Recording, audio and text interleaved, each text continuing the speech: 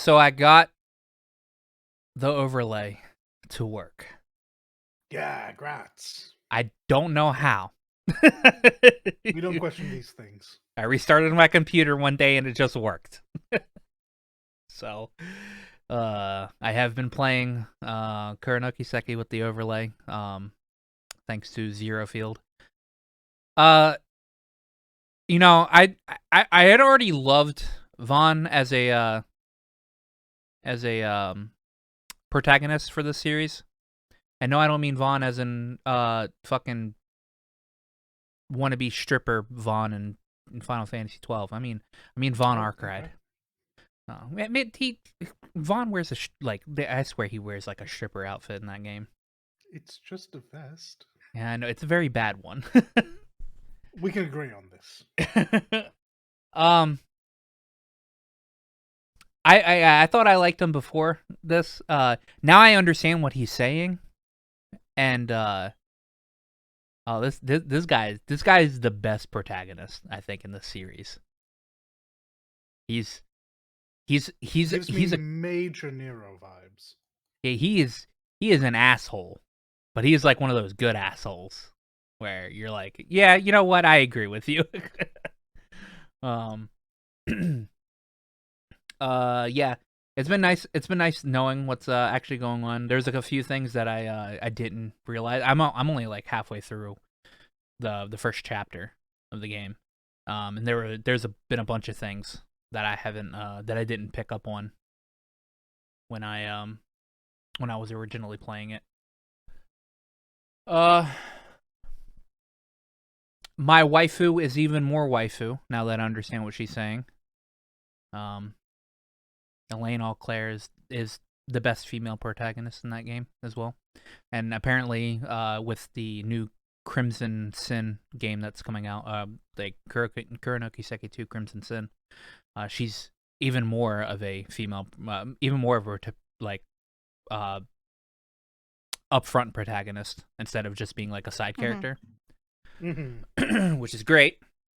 And everybody's like screaming because, well, not everybody, but there's a lot of people that I've seen that didn't like I guess Falcom trying to like, I guess force like the ship between like Vaughn and Elaine, and I'm sitting here like, yes, please, I agree with this ship. It's not like Reen and Elisa, which I fucking hated her, but Elaine's actually pretty cool, and there's not really anybody else you're gonna ship Vaughn with. You can't ship Vaughn with Agnes because she's 16 and he's 24.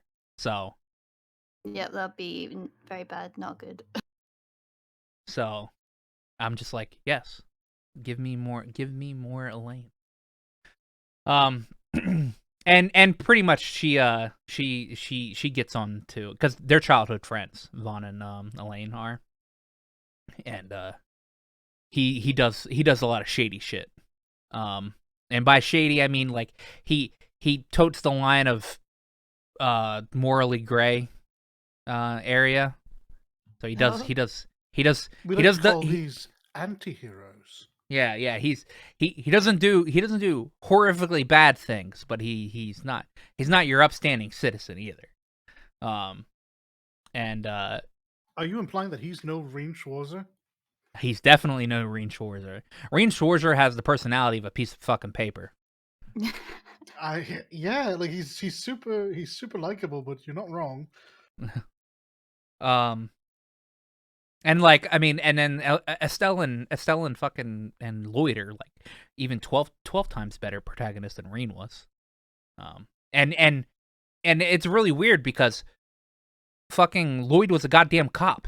All right. You really can't give too much good personality to a cop character, but he's just so much better. But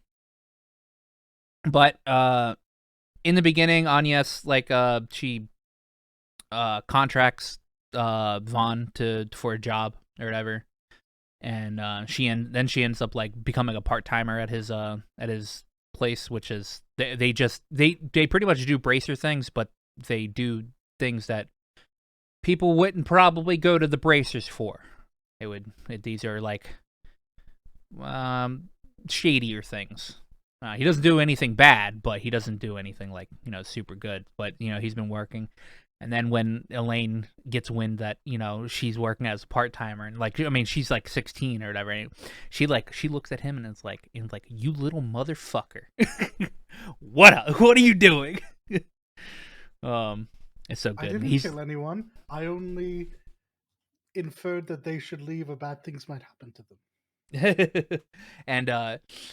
and he's like super afraid of Elaine, which makes sense. I mean, her nickname is the Sword Maiden, so, and she's pretty strong. She's like the youngest A rank bracer in the entire thing, so it's great. I'm enjoying my time with it. Yeah, she seems alright. She's no Duvalie the Swift though. She's no Duvalie the Swift though. I hand it to Duvalie because I actually really like. Okay, so Duvalie's your fucking typical tsundere, all right? Oh, I'm just here causing trouble. Oh no, I love Duvalie. Duvalie's one of my favorite characters. Duvalie's one of my favorite characters. Her but sisters are boring as hell, but she's grand.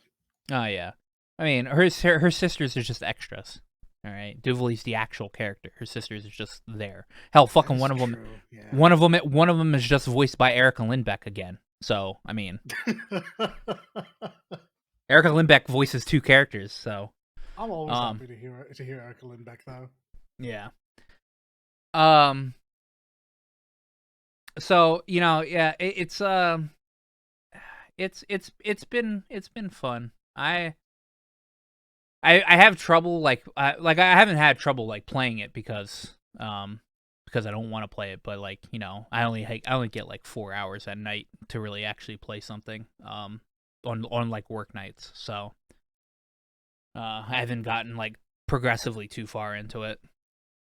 But I look forward. I literally stopped right before I get my 3rd character. Then we go off and do Jaeger things because she's actually a Jaeger. Yeah, I'm looking forward to actually finishing this game because Crimson Sin comes out I'm putting my money down September 27th because that is always the fucking date. It is always the date for a Falcom game to come out. Hell, even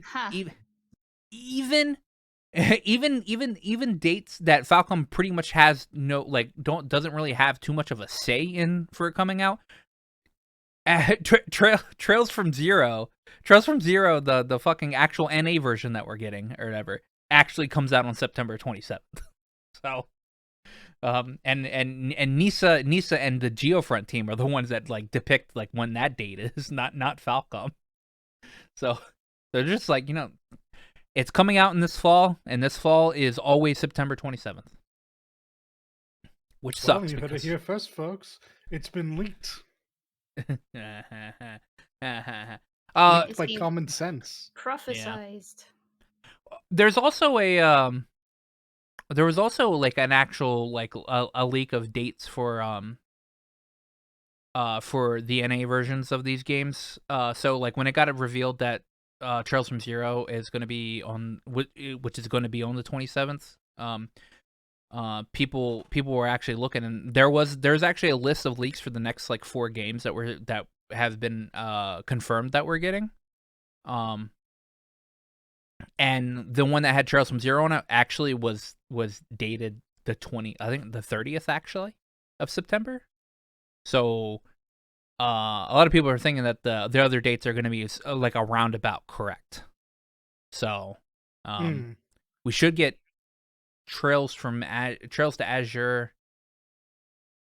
I think they said in June next year, and then Hajimari or Trails into Reverie we should get in September of next year, and then Nayuta no Kiseki comes out sometime, I think, before that.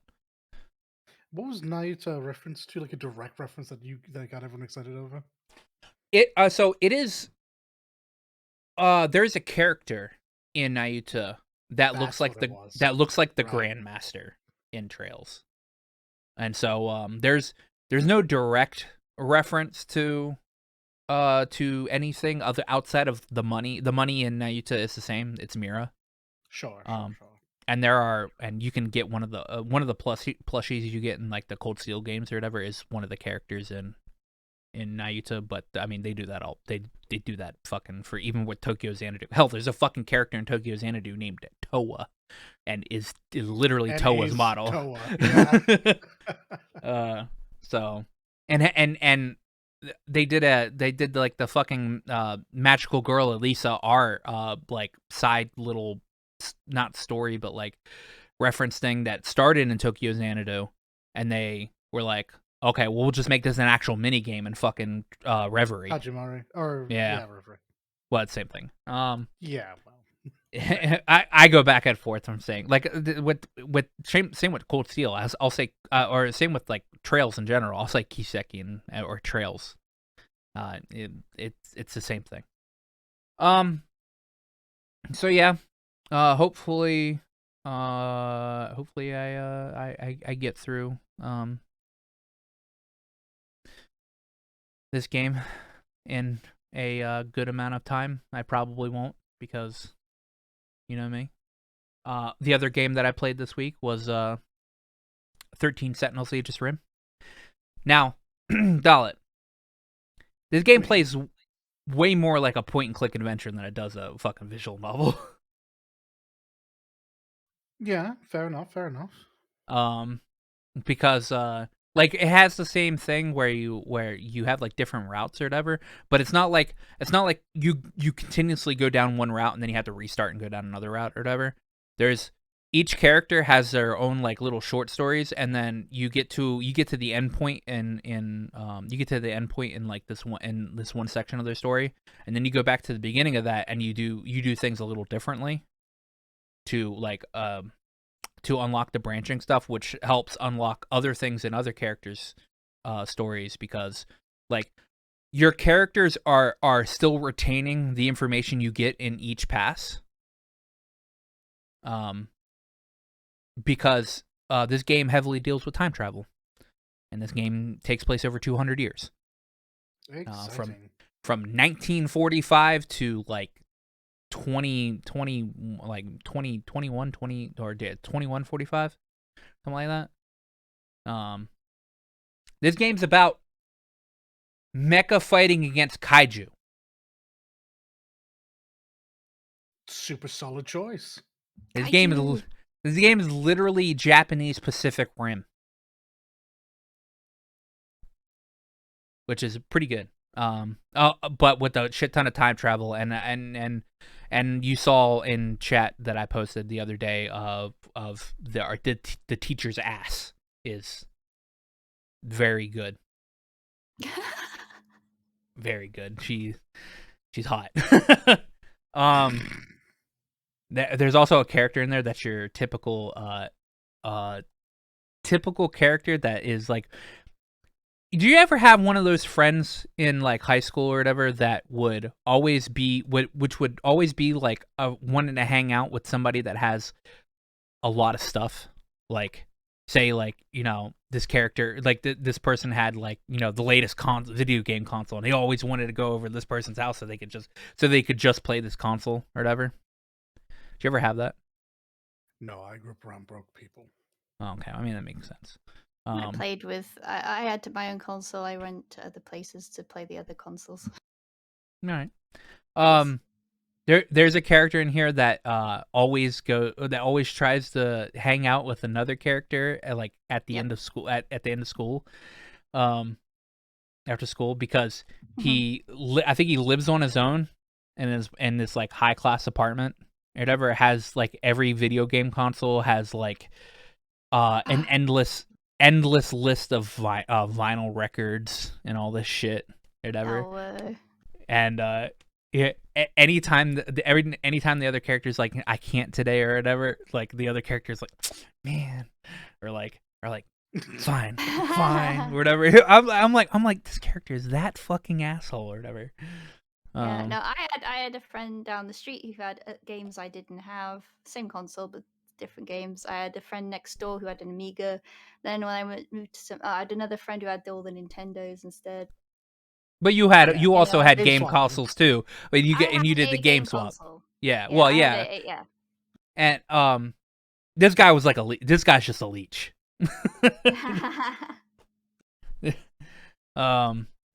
So yeah. I mean, when I had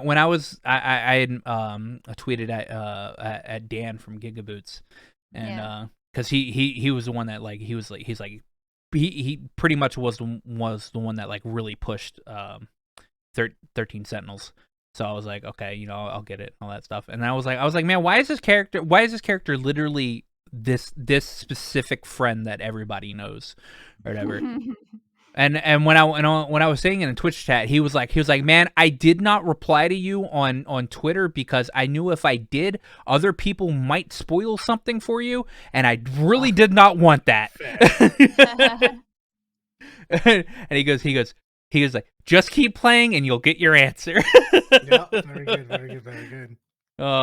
But this game's great. The main theme that you have at the start screen or whatever is so good. I'll have to link it to you guys later. But yeah, that's all I've played. Yeah, that's all I played. Those 2 games. Man, I even like made sure my parents took me to Toys R Us because they always had the consoles on display. I was that person too. It's like, I want to go to Toys R Us. Why? We went last week, but I want Video game demos. Video game demos. Because of the console demos, yeah. Oh, I watched anime too, but I mean that's obvious. I started what new season of Shield Hero. I started Spy X Family, which by the way is fucking hilarious. That first episode was so good. Great. I am never gonna watch it, but it has nothing to do with the failing of that show, because the concept is amazing, and I love what I've seen thus far. The kid can read his mind or whatever. The kid can read minds and shit, and he's a spy, and he's like sitting here thinking in his head. He's like, okay, I need to have this family for world peace. And she like looks at him and goes, world peace. She's like, wait, you understanding me means I'll bring about world peace? Okay, I like peanuts. I like all this stuff. And, she's like going through that. And I know in one of the next, I don't know if it's the next episode, but he's got to get a wife. And from the trailer, the wife ends up being an assassin or whatever, and she thinks it in her head that oh damn, like I'm an assassin or whatever. And the kid looks up to her and goes, "Oh my god, an assassin!" She's got such facial expressions. And then obviously I watched the new Shield Hero, Spy X Family, and my baseball anime, which I'm chugging through. So. Now it's your guys' turn. No, eventually they'll get to that. Oh, and they might. They're two matches away. Hey. Fall Nationals. I actually did match play a couple of games this week. I started. Yeah, I know, it's huge. You're gonna hate one of them. The one you won't hate is I did start Scarlet Nexus. No, I like that one. I got to the first I got to the first breakpoint of the story when one of your party members becomes a monster and gets carted away. Oh yeah. I have no idea what happens after that. Was it the chick? Was it the chick? Well, yeah, I'm trying to keep it as vague as possible, but yeah, that's the one because I'm playing down the Femtags route. Oh, good, because I didn't play down that one. Why are you keeping it vague? Who's here? I don't know. I don't know if Leek's gonna play it. Oh, okay. Well, now that you've called me out, it's also because I don't remember this character's name. Oh, okay, no, that's fair. Yeah, her sister got swapped and oh yeah. No, she's yeah. Which is a shame because not because I was doing anything, but she was. I like that character. She was pretty fundamental to the Protags. Yeah. Character, I guess. They had yet to break them apart and make them independent, so using what is tantamount to character death is rough. So from what I know from the male Protag side, you're gonna hate this next stretch of game. Yeah, we'll see once I get to it. I'm surprised I got this far into it this quickly. Everything just kind of. I'm sure I missed a bunch of things, but like it was just a couple hours and I was there. Um, I didn't choose the male protagonist because I didn't want a sword. I wanted the range. I might regret that later on. We'll see. So far, I mean, I enjoy it. It's an action. It's an action game. I enjoy those. It's not quite a character action. If it's like the next step between Tales and Devil May Cry, it's like a nice middle ground of that. Yeah. Now that I finally have some of the members of the team with me, and I'm getting options, I'm not just go with this character now, use their power. Go with that character now, use their power. Now it's becoming more interesting, more dynamic. Still iffy on the setting, but you know what? I can find something to like in this at some point if I manage to get back to it. When I had less time, like when I literally had like 15 to 20 minutes, I actually started playing TFT. That's Team not Fight bad. Tactics. Team Fight Tactics is pretty all right. Psycho had asked me to do an ARAM with him, so I did that. And still don't like League, but I mean ARAM's fine. And when I was like, I have like 30 minutes before I need to. Yeah, I guess I'll finally press this. And so I ended up playing that. And, you know, TFT's pretty all right. Yeah, it's probably I'm- it's the better of the game modes out of League. Yeah, I tried Legends of Runeterra a few months ago. Matter of fact, I think I tried to get Leak to play it too, but we were having issues with regions. Mm-hmm. And I kind of fell off of that because I'm not much of a card game player. But TFT is really good. Like it requires nothing of me. I can work and play kind of. It's auto chess. If you've ever played an auto chess, which I hadn't, you'll know what this is. Yep. So it sounds like I had a really fun-filled week, but no, that was I think a grand total of maybe 5 hours total between those three things. No, So yeah. yeah, that's literally all I got done this week. At least you did some gaming. Hey, it was nice to have a break here and there. At least you have a reason to be on the podcast. Yeah, I'm not useless. I can talk about things. Oh, 2 of my fucking papers are based around video games and health. So All right. Well, I mean, I'm still finding a way to work it into my life, even when I should be doing, I don't know, other topics. yeah, nah. Video games are life, man. Please choose something on health or education. I could do the gamification of the classroom, or I could do video games' impact on mental health. That feels like cheating, but you're a pretty solid writer, so I'll allow it. I expect your sources to be rock solid. Yes, ma'am. Wikipedia. No, actual journals, Yeah, actual no. scientific journals. Let me tell you, reading through those things, it will turn your mind to soup. Oh, I don't read, so yeah. Oh man, sometimes I wish I couldn't. Like, I'm god, they're densely packed with a lot of information. But holy shit, is it not compelling until the end? I'm like tutorials and video games. Nah, fuck that shit. I ain't reading. I press buttons. All right, Aaron. But yeah, no, that's been me. So lots of game related things. Most of the week is only tangentially gaming related, with about 5 hours of solid actual gamer moments. What about you, Lee? As prophesized last week, I've been too busy to play too many games beyond Pokemon and stuff. But I know, actually, I got still some news though. Yu-Gi-Oh front. Haha. Yeah, I haven't been able to actually make a deck for this myself, but I'll be using the loaner decks. But Yu-Gi-Oh has another festival already, and it caught me off guard. It wasn't really advertised as much as the previous one, which is the rare and normal and rare festival. Are they trying to do the thing that gacha games will do, where they catch up with like a different server? No.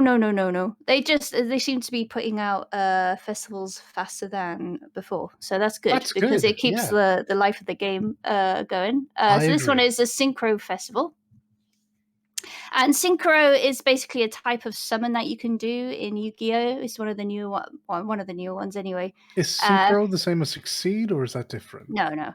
So when you first actually start, when you download Master Duels, you're given like a number of decks. One is like, is it Power Dragons or something like that? That's the classic style monster summoning. But then the one is like synchro. One of them is based on synchronizing. So basically, to use synchro summons in your deck, you have to have something called a Turner monster, or non-Turner monster, or an item in your deck, and then you need in your extra deck, because you get extra decks in Yu-Gi-Oh, you need a synchro monster, which is the thing you'll want to be summoning. And some of the cards have like levels, level 2s, 1 to whatever. I think it's 12 is the highest. And then you need to basically meet the conditions to be able to summon the synchro monster from your extra deck. But anyway, so this festival is basically concentrating on those this time. Yeah, and I don't know how long it's going on for, but it started on the 12th. So that's cool. It actually gave, as soon as the previous one had finished, you could already, not a few days after, load in and test out synchro decks for yourself, because they tend to do like in the dual loadout page, you can add decks you intend to use, and it'll basically make sure you can actually use them and it's legal. Ah, nice. Yeah, so that's neat. But that's all I got to do, because I've been busy, I'm afraid. Get busy? Debatable. She's like, I'm always cheering for that answer to be yes, but we'll take what we can get, I guess. At least it's not outright bad. I hope. True. Is better than no. It's been a week. Yeah, fair. Yeah, that's fair too. I mean, the past 8 days have been fun for me, so. Yeah. Well.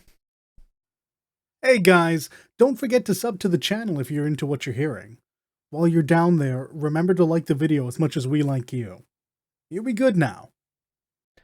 I am going to open up the present that fucking Little gave me today in my email. Aha. I'm not looking forward to it, because knowing his fucking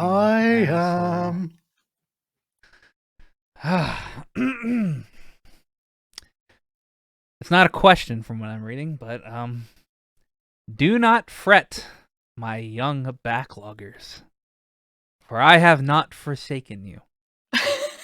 What the fuck? Bless, I love this already.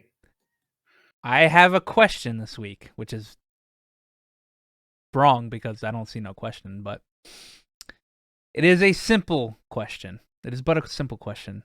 As simple and clean. As simple and clean as you're making me feel tonight. And attached is a meme of Sora opening up that letter in the fucking dark beach, and it says, "Dear Kyrie, when I die, please have Donald and Goofy lower me into my grave so they can let me down one last time." One last time. Nice.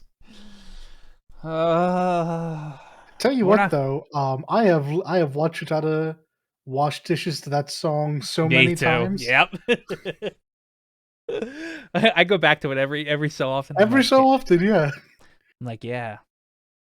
I have no idea what this music video is about, other than it's simple and clean of her washing dishes. So she's living a simple life, cleaning the dishes. yep. But we'll get to that later. I've saved that for last because yeah. Last little, So by the way, yeah. well done. Yeah. Okay. Little. All right. So Elon Musk buys 9.2% of Twitter this week, Oh boy! and the Yeah, he first sure thing did. the first thing he asks everybody is, "Hey, would you like a edit button?" Yup, sure do. Hey man, funny thing is, like literally, like a couple hours later, Twitter literally posted, "We're working on an edit button." Yeah. It's got to have been like the most requested feature since ever. Yeah. It's Yeah. I would like, appreciate it, even if it's like a window of time that you have the chance to edit, right? Sure, Like, sure. because I have this, I don't know, every fucking time when I write a post, I read over it, I don't see anything wrong with it, and then I post it and immediately see a freaking Yeah. typo. yeah. Yes. Or because this is how my brain works, the word is in the wrong fucking place in the sentence. I'm like, okay, delete Yep. that, start again. Yep, It's 100%. It's hilarious. Matter of fact, my very first tweet, at least on this account, was perfect with the exception of one word. And I believe, Leek, you were ever so kind as to point that Oh out yeah, immediately. Yep.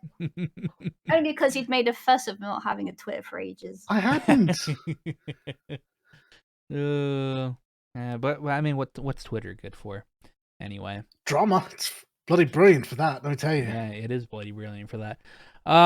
So when it was announced that Elon bought 9.2%, which is the majority share of the company, so he is now the largest shareholder of Twitter at the moment.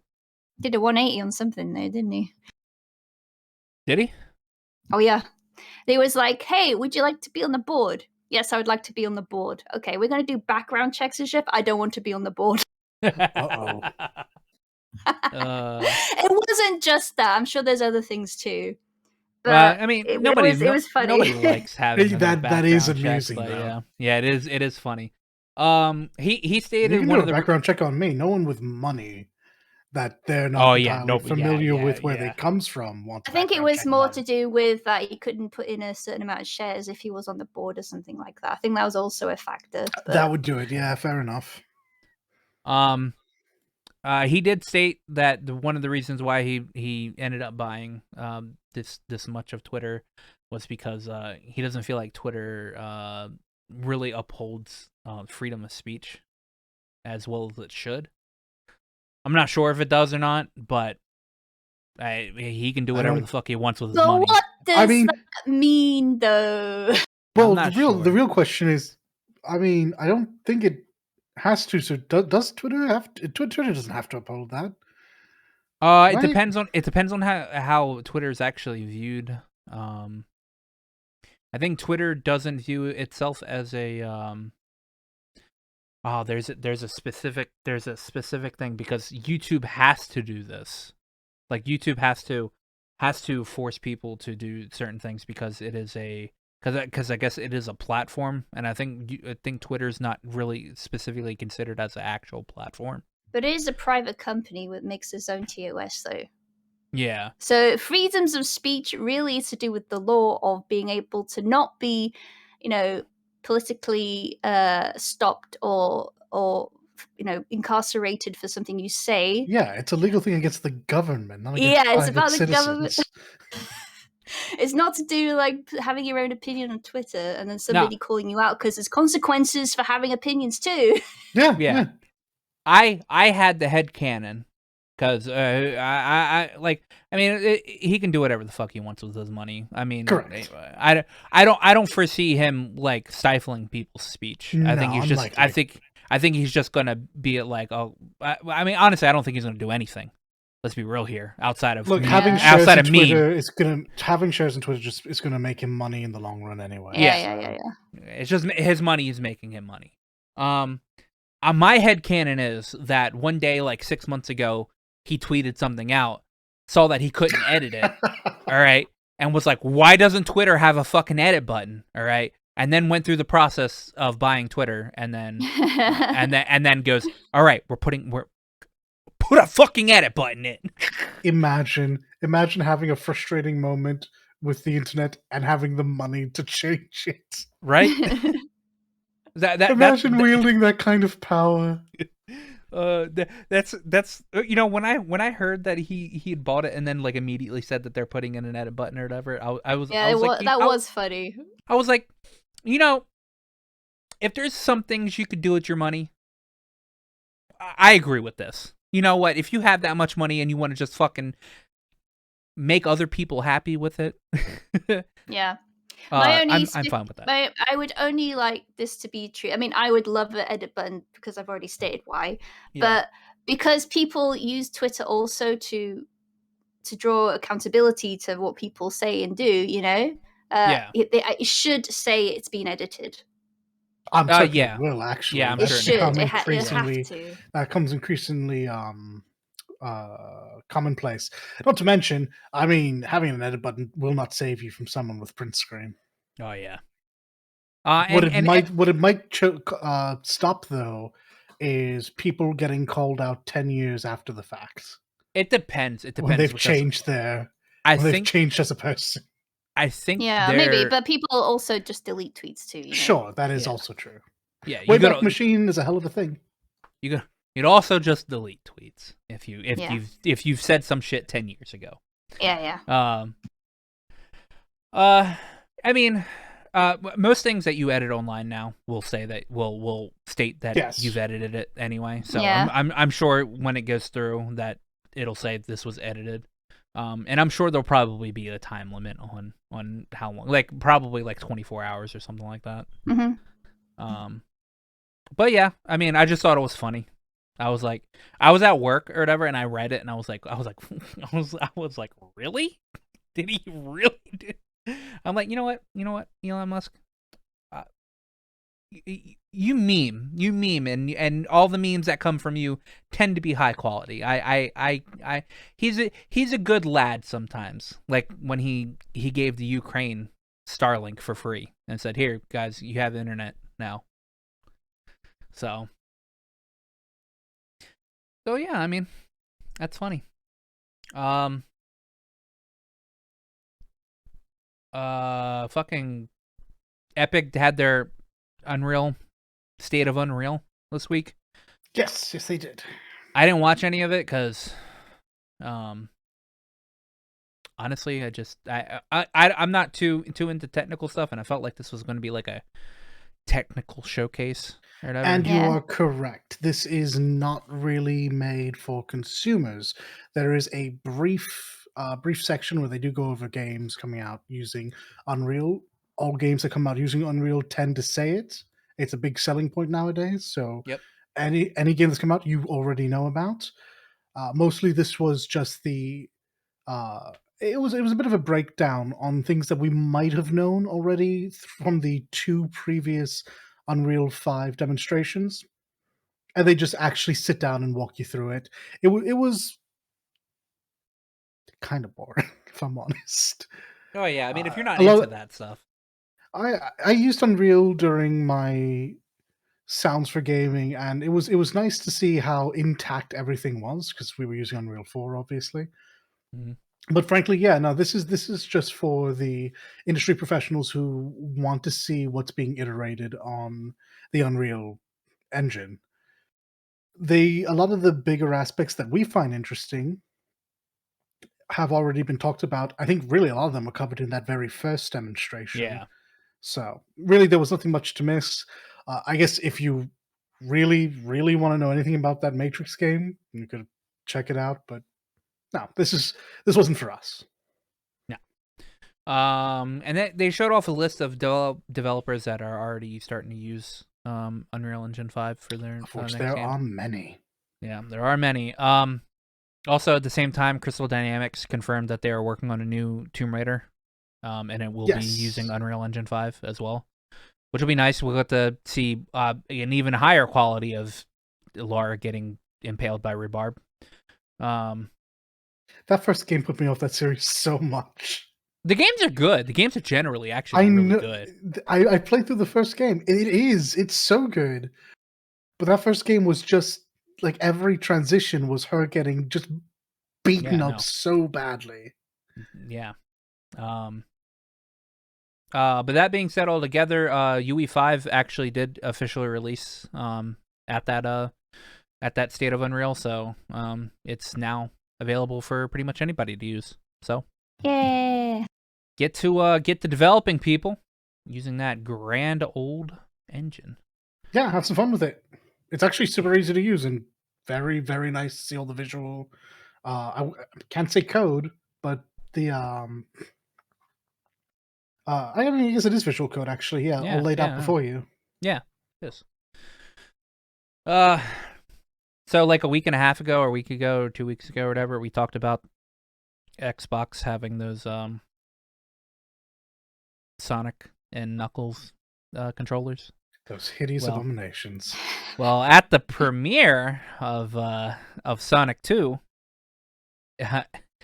some interviewers came up to Idris Elba and handed him the Knuckles one and asked him what did he think about it or whatever. He recoiled at first when they tried handing it to him. He backed away. He was like, "Wait, what the fuck is this?" or whatever. And then he began to say that, "Wow, this really looks like somebody just took some slippers and fucking glued them on." Seriously, it looked like someone handed him the corpse of Elmo. I was like, Elmo and Grover. Oh no, Grover. Grover is a whatever. You know.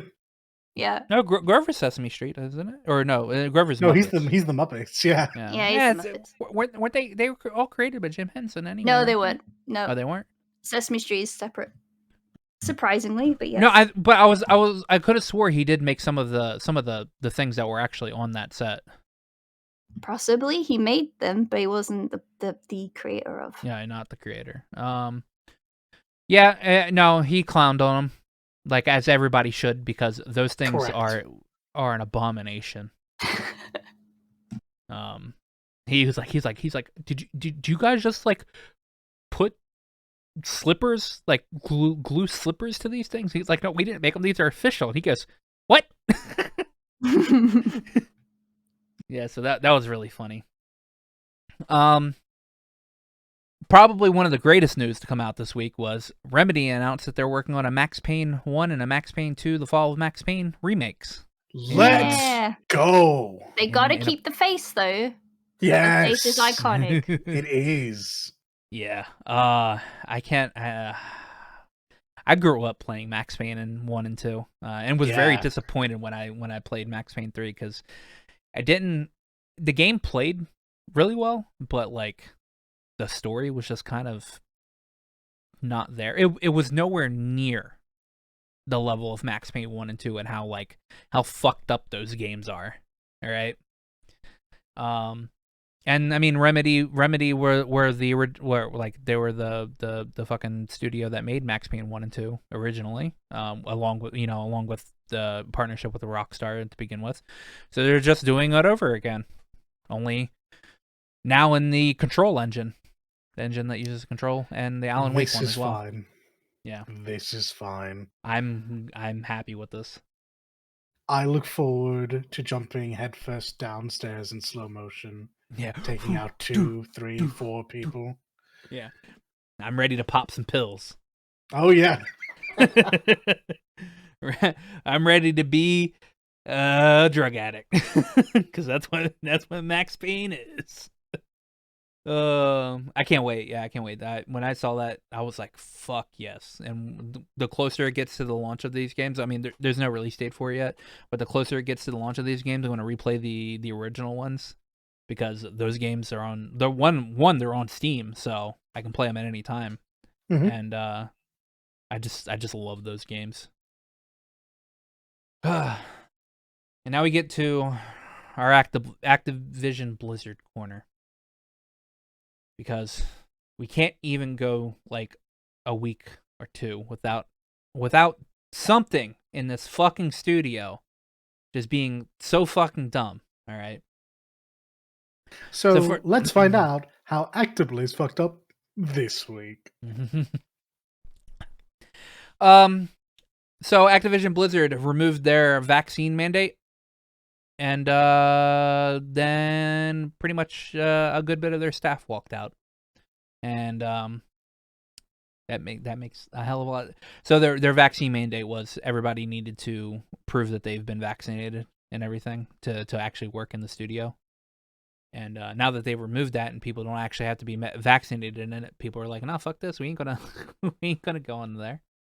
Because I mean, as much as like even I like to say it, because I mean I work in the health department environment. It does seem like COVID's like rounding down a lot, at least where I work at. But even still, we still have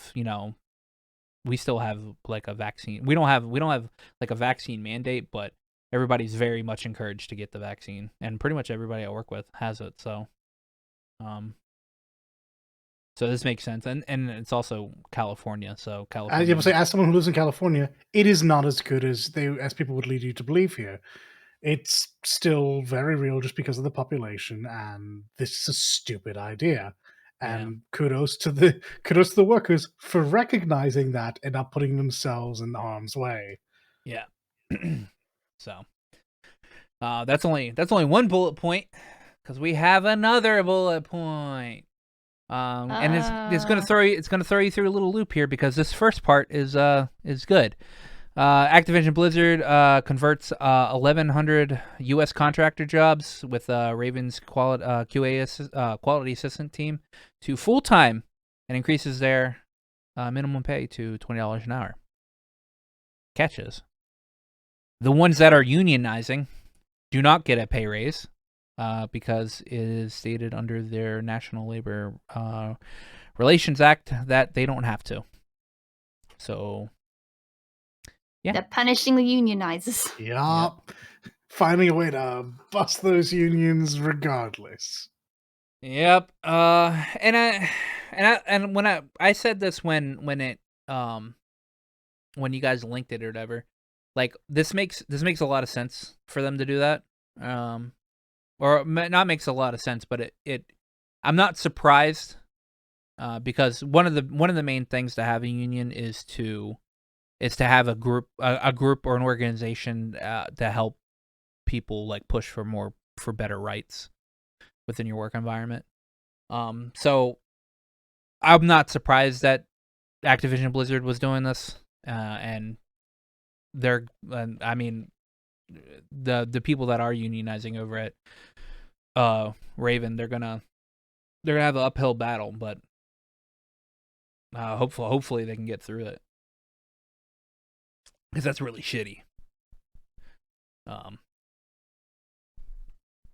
But yeah. I don't know what else to really say is about it, but it's classic Activision Blizzard doing classic Activision Blizzard things. So fuck them. Unfortunately, can't say I'm surprised. Even when they do good, they immediately take 2 steps back. Mm-hmm. Well done. I remember linking you that article and going, "Hey, look!" And then coming back in from work and going, "Oh, fuck, never mind." Never mind. Yeah, good old Jason Schreier reporting on that. Yeah, I mean, I understand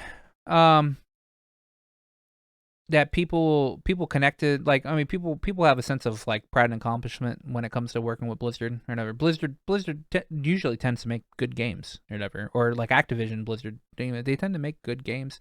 And I know Raven's QA team is pretty good. It's just they have a lot of like bad work environment over at Raven, just due to how Activision is. But I wonder, is there like a certain point where you just stop working for this particular company in general? Like, I understand like, okay, maybe they can like stick through this, but like, this has been 2 years. 2 years of this. The answer you're looking for is yes, there should come a point, but the realistic answer is no. And I know this because my school recently put out an opportunity to work there. Mm-hmm. So young people or people new to the industry with very little options are going to want to work in places like this. Matter of fact, it's been it's been said for years that like these places thrive off of the inexperienced coming and not knowing what they're worth. Yeah. So that's always going to be an issue with most places, but specifically ActivisionBlizzard, like you mentioned, has a hell of a hell of a history that makes things people enjoy. And so there is still that feeling of maybe they'll turn it around. Maybe I can be happy working here. Yeah. Also, options. I feel like options really just aren't as plentiful as people think. Yeah, I mean that's fair. I mean that's very fair. I don't know how well the video game industry, like how many jobs there actually are. Yeah, there will be jobs out there, but it might not be what you're looking for. It may not be in a place you can be. Yeah. It might not be providing you with the benefits. Maybe the pay will be on par, but the benefits won't be there. There's a lot of things to take into consideration in a situation as skewed as this. Yeah, I don't know. If I was in any of these like situations, I'd be like, I mean, working for Walgreens is not exactly the best. The company does like a lot of shitty things or whatever. Sure. But it's nowhere. I mean, obviously, it's nowhere near ActivisionBlizzard levels. I should very much hope not. So like, I mean, I don't know what I would do in that situation, but I know part of me would just be like, man, I am sure there is another studio. But I mean, who knows? And I mean, I don't think it will, but hopefully when the Microsoft thing goes through, things are a little bit better. But obviously, Microsoft's no fan of unions either. So while that's true, and honestly, that needs to change because unions in the workplace, as far as video games is concerned, need to become unions in general need to just become a thing that is all right in America, because it literally only serves to help people who can be taken advantage of. But Microsoft was voted as a very, very good place to work in recent years. So it is actually possible that with this merger, you'll see meaningful change for the employees. Now, that said, maybe I'm wrong, and if that's the case, I'll just go fuck myself then, shall I? But there is cause for optimism here. Yeah, hopefully. Like I said, I don't know what they're I don't know. I know they're not a fan of unions, but like I don't know what they're obviously probably going to sit down with whatever union is happening at Ravens QA team and be like, okay, like we will realistically it will be okay. What do we have to give you so you will go away? Yeah, what do we have to give you for you to stop this union? Exactly. We promise to take care of the workers. We just do not want to have to go through you, which is unfortunate because that shouldn't be a thing that happens, but it's more than likely what will be the case. Yeah. What do we have to give them so that you aren't in our way? Mm-hmm. Hopefully. I mean, we'll know by this time-ish next year, in a couple months / this next year. Who knows? And do any Matsuno fans here? Enjoying the video?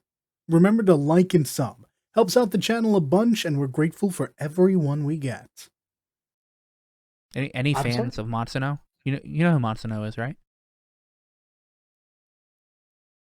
You don't. This is the part where you tell me, because I mean, bloody yeah. Like Vagrant Story and Tactics and 12 and right. I see. I know. Evilise. Sorry, you just threw a name at me. It's like Matsuno, Tactics Ogre, right? Yeah. Well, yeah, because the next thing is Tactics Ogre Reborn has been trademarked in Japan. Yeah. You know, I never played Tactics Ogre. I haven't either. War of the I Lions and A2 and Tactics, but not Tactics Ogre. Yeah, I played War of the Lions and I loved War of the Lions.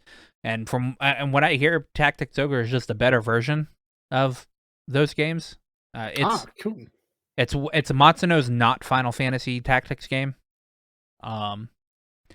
So Tactics Ogre Reborn, I'm assuming this is just a remake of Tactics Ogre, and it's been trademarked. There's no other news other than that, but it's been trademarked in Japan. So I'm assuming this is what Matsuno's team over at I forget what his studio is called, is working on. Probably also published by Square because I think this has been trademarked by Square. So who knows? I'm looking forward to that. I've been waiting, like outside of like the Return to Evil East raids in 14. Matsuno hasn't actually like showed much of him doing anything. So he's been, I guess, working on this in secret. I believe, yeah. So that's nice. So Young Yao reported on this the other day. Apparently, people's PlayStation classics were being backdated for their expiration date back to sometime in 1969. And these are classics like Chrono Cross and Final Fantasy VI and to like Tomb Raider. Like they're going from, having no expiration date to having an expiration date to years way before the game even came out. And Sony hasn't said anything about this yet. But it's not everybody that's having this problem. It's only like it's a lot of people, but not everybody's having this problem, and they can't access their games, their digital games of like Chrono Cross or Final Fantasy VI. I think Chrono Trigger is also one of them as well. That stands to reason. But I haven't seen any updates from this either. It's just weird, and this is like sparked even more conversation of like how video game preservation needs to be a lot better when it comes to like absolutely when it comes to these, because like problems like this only forces people to keep emulating it and like not supporting like official ways of being able to play it. It has to be there officially for us to support it officially. It's just how it goes. Yeah. But I've seen no other updates to this, and I just thought I thought it was like super fucking like weird, because like I don't know if it's actually like a lot of people are suggesting it may be like a weird server issue that just like fucked up their expiration dates, because apparently some digital content's supposed to have an expiration date, but I think it's supposed to be in line with like their licensing for like certain things, and usually the licensings last for, at least for digital stuff, last for a pretty long time. But it's yeah, a little worrisome because this isn't the first time that Sony has run into a problem with their digital products. Yeah, no, it's not. And I don't know if it's just because Sony hasn't really seen or hasn't been able to pay attention to shit like this, that we're having this problem lately, or I know a lot of people were just suggesting that maybe like if it was just a Chrono Cross thing, a lot of people were like thinking, oh well, maybe it's just Sony trying to like push people to buy the new Chrono Cross remastered, which a lot of people are saying don't even bother with that one because apparently the original still feels a lot better. Yeah, I was seeing that literally day one of it being out. Yeah, I saw someone post today about like, this is why you're not encouraging people to not emulate now. Like, yeah. So like a lot of people were like hearing like, oh, maybe I should just play the classic one, and people that have like bought it and downloaded it just recently have been cut off from being able to play it because for some reason like there's some glitch or something that it's been fucking backdated to 1969, which is like way before this game even existed. Yeah, so it is strange. Yeah, it is strange that everyone's not having this issue. And I would imagine that's why we've not heard anything from Sony yet, because they're currently panicking, trying to figure out why is this not happening to everyone? Is it replicable? What is the main cause? We need answers before we say anything. Though, admittedly, them just saying we acknowledge that there's a problem, we will get back to you, would be a nice start. Yeah, but yeah, Sony doesn't like to do that sometimes. But yeah, I just came across my fucking YouTube thing, and I was like, I listen to Young Yeah every now and then, and I was like, holy shit. Because I mean, I don't own any PlayStation Classics on my PlayStation, but if I did and I wanted to play it and I couldn't access it, I'd be pretty mad because, I'd be like, hey, I fucking bought this game. It's it's at least licensed to me for a good amount of years to play it. But yeah, hopefully fucking Sony says something soon, or they figure out the problem. And I'm assuming it is a server issue that Sony probably overlooked due to their being like paying more attention to whatever they're doing with like PlayStation Plus and getting more PS5s out or whatever. But this would be a weird thing to be malicious on. Yeah, it would be. But if we get any more updates on that, I will definitely post that up. Leak brought to our attention not too long ago that a Rogue Jam 2022 is happening on April 18th, and we didn't even know this was a thing. But apparently, it wasn't a thing jam until that started last year, in 2021. Jam that jam. Yeah, like I've known some game jams like Ludum Dare is very famous. That started in like 2002. That's been around for ages, but that's like usually like a weekend jam. And that just finished actually. I think that was the beginning of April, but that's extended to like what's the date next week? But that's the non-prize version though. But the weekend one does have prizes. Yeah, it's actually 20 something, but whatever. Yeah, but yeah, Rogue Jam. This is new, and the prize, woohoo! And prize is $80,000. I keep saying 80,000. $800,000 in prizes, which includes actual cash money and what is it? Publisher deals as well. Publisher deals, yes. Yeah. I think IGN also is like involved too. Somehow it's like sponsorship or something. So like great that. marketing. I mean, I wouldn't be surprised. It'd be pretty nice. You guys want to explain what a jam is? A game jam, very much like any sort of jam that is not edible, is some like a group comes together and makes something. Game jams usually have like some sort of theme or limitations that each group or individual has to take on while they make a game in a certain amount of hours. And it can be fun, it can be for a prize.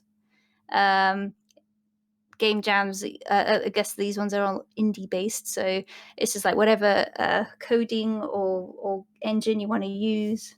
I don't think they usually limit it unless it's specified.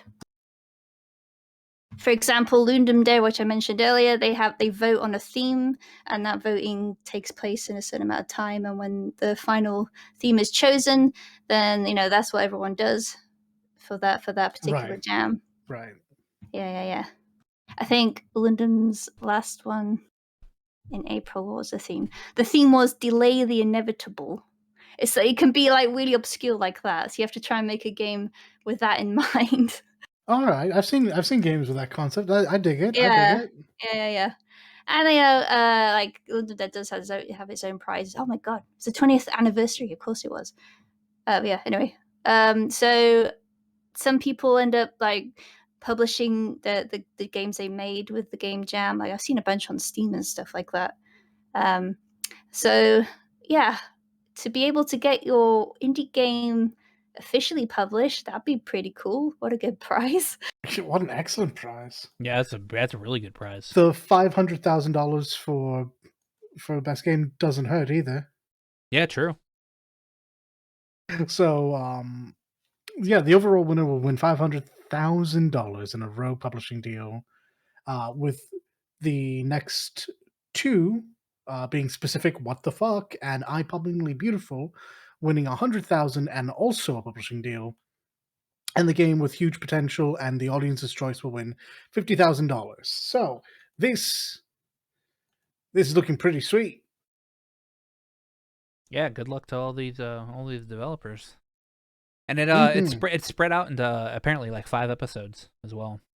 Yes, 5 episodes, which you can watch starting on the 18th next week at 9 a.m. Pacific Time, 12 Eastern, 5 p.m. British Standard Time. So yeah, it's neat that they're actually like broadcasting it too. Yeah, it's gonna be really fun for people to watch, I think. Yeah, I might throw this on while I'm at work and just listen to it.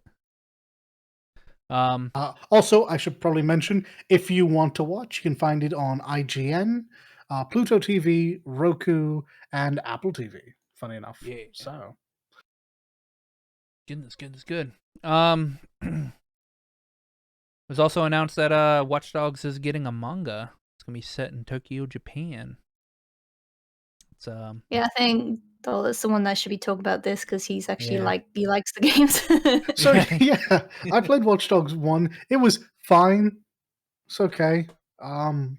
I played Watch Dogs 2, and that I enjoyed. There's a bit of a bias. Watch Dogs 2 is a very bright and colorful romp through the San Francisco Bay Area with multiple characters, many of which are still appearing in Watch Dogs 3 now, or whatever the new Watch Dogs Legion. I'm sorry. Legion, yeah. So that's grand. Watch Dogs 1 was not as great. It was very gloomy and stuffy, and I believe it took place in Chicago. It was like a Nolan Batman film without Batman. So this manga series for me is like a 50-50 on being good or bad. I mean, the placement makes sense, or at least it would have made sense 10 years ago. I still see Tokyo as like, when I think of them, like I think a lot of us who aren't living in Japan, like we think of like Akihabara, and like this being a major tech center. So if they go around that aspect, I kind of look forward to it. And Watch Dogs is all about like that hacker experience, not so much that I'm in, but just like walk by and make things happen. Yeah. Yeah. So long as they don't try to make it too serious, because that was kind of the weakest part of 2 was how serious it got. As long as they keep it fairly down to earth, it should actually do pretty well. I think if they go for a Watch Dogs 2 and Legion kind of colorful and a little over the top of the behaviors, it'll lend itself to a manga very well as well. So long as they just stay as far away from one as is possible. Yeah, it's being drawn by Kamo Suhei, which is a person who did the Gangster Curse, and written by Shirato Seiji. Seichi, sorry. We'll start. So that will begin, April 12th. Oh, it's very soon on the website. So yeah, look forward to that. Oh man, it's a Kuruga Bunch website. I'm looking at Kurage, sorry, Kurage Bunch. Kurage, so yeah, there is a tweet about it. That looks pretty cool, actually. Yeah, I'm looking if it's free, I'll give the first issue a look at. Yeah, I'm looking at the stuff that Seichi worked on. Wait, Watchdog Legion is about zombies? I think it has I think it's added a zombie mode, a la Zombie U, but originally no. It's DLC. Okay. Yes, okay, that makes sense. Oof. Seichi was a writer for Judgment. Oh wow! All right, well that's going to get a lot of people. Judgment has gone over very well. It's a plot synopsis, John. I'll read it. Please do. Yeah. It will be about a special new infrastructure system from a company called Bloom Japan, used by the Tokyo metropolitan government to change people's lives. However, this new system does in fact also harbor a great darkness. Not much else is known. Okay. Well, there you go. That's the synopsis. Yeah, that synopsis actually does, like, for as short as it is, it brings it in line with the other Watch Dogs. Well, with Watch Dogs 1 and 2. I haven't played Legion. I don't know to what degree that gets up to. Yeah. I expect a fairly decent outing. It's a 50-50 whether it's good or not, but I think it should do all right. Yeah. So, Dalit, are you prepared to play more Cyberpunk 2077? Okay, you've caught me off guard. No, I mean I'm going to, because I don't think the game's actually that bad. It's just not what we were promised. Why ever do you ask, Aqua? Because obviously the developer came out and said, like, not too long ago or whatever, that game's not finished, and we will be getting an expansion sometime soon. Yeah. I had entirely forgotten that was a thing they planned on doing. I kind of thought they were gonna, just eat crow on this one and move on to Witcher with grace. But No, they all they right. are far from finished, and they are well aware that there is work to be done. I mean, I don't hate this. I played through Cyberpunk 1.5 times. It's fine. It's absolutely okay. not what I was after, but it's fine. It's okay. I think an expansion, if handled well and tells a good story, could do a lot to help that game. Mm-hmm. On PC, it's a very, very strong 6.57 out of 10. So. Oh man, that is a ways higher than it used to be. Imagine. Oh yeah, I mean, on PC. I think on PC when I finished it or whatever, I think it was still a strong 6.57 out of 10 because PC didn't really have any problems. It was the console versions. I had no issue running it. Problems. That's fair though. Yeah, no, I hope whatever this expansion is really does something like really sci-fi and like super cyberpunk. I'd like to see more to do with like rogue AI and stuff like that. Less to do with. I know Keanu Cyberpunk's Reeves. about fighting. No, I don't mind Keanu Reeves being a part of it. We did the fight the man aspect. Yeah. Now give us our junk food. Give us the AI. Give us an interesting net run. Give us like that good 80s sci-fi cheese. I remember in an interview not too long ago with Keanu Reeves, he was told about people modding the game to make it to where they could have sex with them. And he was like, "Dude, that's cool." Carrie-Anne Moss, who was sitting right next to him, was like, "Oh my god, really, Keanu?" Meanwhile, Keanu was, I was right. He was like, "Yeah, no, that's amazing." You don't feel like maybe they're getting a bit too personal with you? It's not me. Yeah, it's not actually me. He's like, I don't care.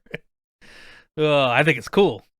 I fucking love Keanu Reeves. Yeah, I know. He's hilarious. Like he's the biggest dude bro ever.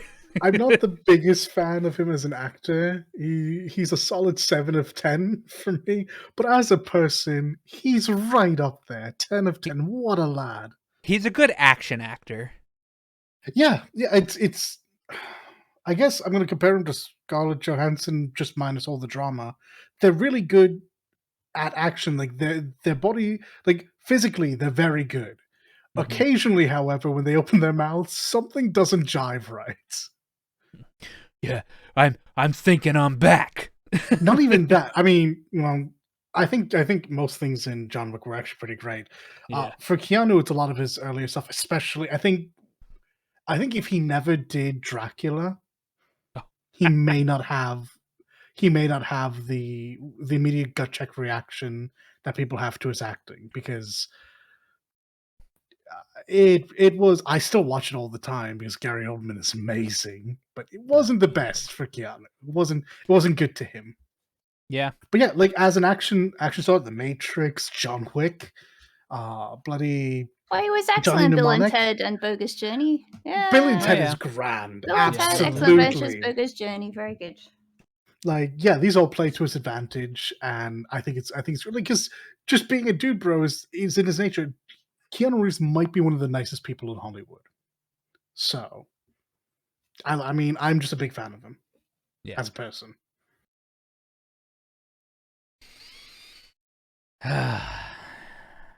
We've made it.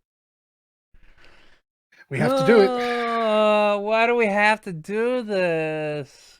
God damn it, because it is, without a doubt, the biggest announcement of the week. Nothing else can come close to this right Aqua, now. Deep breath, and go. All right, so obviously nobody's going to get... this isn't going to be news to anybody, because who doesn't fucking know, all right? Kingdom Hearts had its 20th anniversary event this week, or just 2 days ago. Did it? That's nice. Yeah, it was nice there. And what was there, Aqua? Dude, I laughed because I was up, obviously, but I wasn't up for when like all the shit happened or whatever. But I was up and everybody was like, "Oh man, the event's starting or whatever." And then everybody that attended the event went silent. All right, because Okay, hold on. This is actual news. Why is that? you're not allowed to tweet when the event started. Oh, whoops. Yeah, you weren't allowed to take pictures. You weren't allowed to do any videos or whatever, and you weren't allowed to tweet. All right. And I was watching a few people who were streaming at the time or whatever, and they were sitting there like, "Okay, the event's about to start. The event's about to start." And they were like refreshing the Twitter, and like everybody went silent because there was like a list of people that stated that they were going to this event or whatever, and that they would be like talking about stuff, right? And everybody went silent, and like I think a couple people tweeted out saying we're not allowed to tweet during the event, so it was a silent 3 hours because the event was 3 hours long. Whatever. When I heard that they weren't allowed to tweet out or whatever, I immediately went to bed because I was like, I'm not staying up for any fucking news or whatever. Correct reaction. But also, when I heard that they weren't allowed to tweet or whatever, I was like, okay, they're going to be announcing something. Something's going to happen, all right? So, Aqua, what happened? Well, I woke up that morning and saw a video said 20th anniversary announcement video or whatever. It was 7 minutes long. The first thing they showed off was the finale to Dark Road. It's going to be a like movie-esque type thing, but in like the style that Dark Road and Union Cross was in. Okay, thank you, because I had no idea what Dark Road was. So Dark Road is a mobile game that evolved from Union Cross or whatever. Like it just like overwrit Union Cross. So when Union Cross finished, it just turned into Dark Road, and it followed Xehanort in his path leading to the dark side, pretty much. Okay, interesting. So that had like 3 updates, and that third update happened like, or it was like the episode 3 update happened back in like June of last year. It was like somewhere last year. I know it's just been like dead silent or whatever. And then now they're doing this one full update where it's not even playable. It's just a fucking like video, pretty much. And it's going to be like on the it'll be in the app or whatever, and obviously people will upload and all that stuff. But it's going to be like a lengthy finale to Dark Road. But that comes out in August. So anybody that's following that, I have this one person on YouTube that I listen to. He has a 1 hour and like fucking 5-minute video of him explaining the entire story of Union Cross. Because while I've played like half of Union Cross, obviously I can't play it anymore because they shut it down. I just go to that and he explains it perfectly. That game is fucking crazy. So I will listen to Damo when he fucking makes a 1 hour video of fucking of Dark Road. And then they announced their new mobile game that they're going to be coming out with called Kingdom Hearts Missing Link. Yes, another one. Only this one looks a lot better. It's not one of the. It's not in the same style of Union Cross or whatever. It's actually being developed in Unreal Engine. Ooh. And it looks like it actually kind of plays like Kingdom Hearts 3 does. The way you traverse around is that so I assume when you're playing on the phone and the way you traverse around, it goes portrait style, and you just move your character around or whatever in like this area or whatever. And yeah. And then when vertical. No, I understood what you meant. Okay. That's why I immediately got checked like cringe. Yeah. Don't do that. Yeah. If I play this game, it's going to be on emulator anyway. So, but it goes horizontal. Or it goes landscape mode. When you get into battle.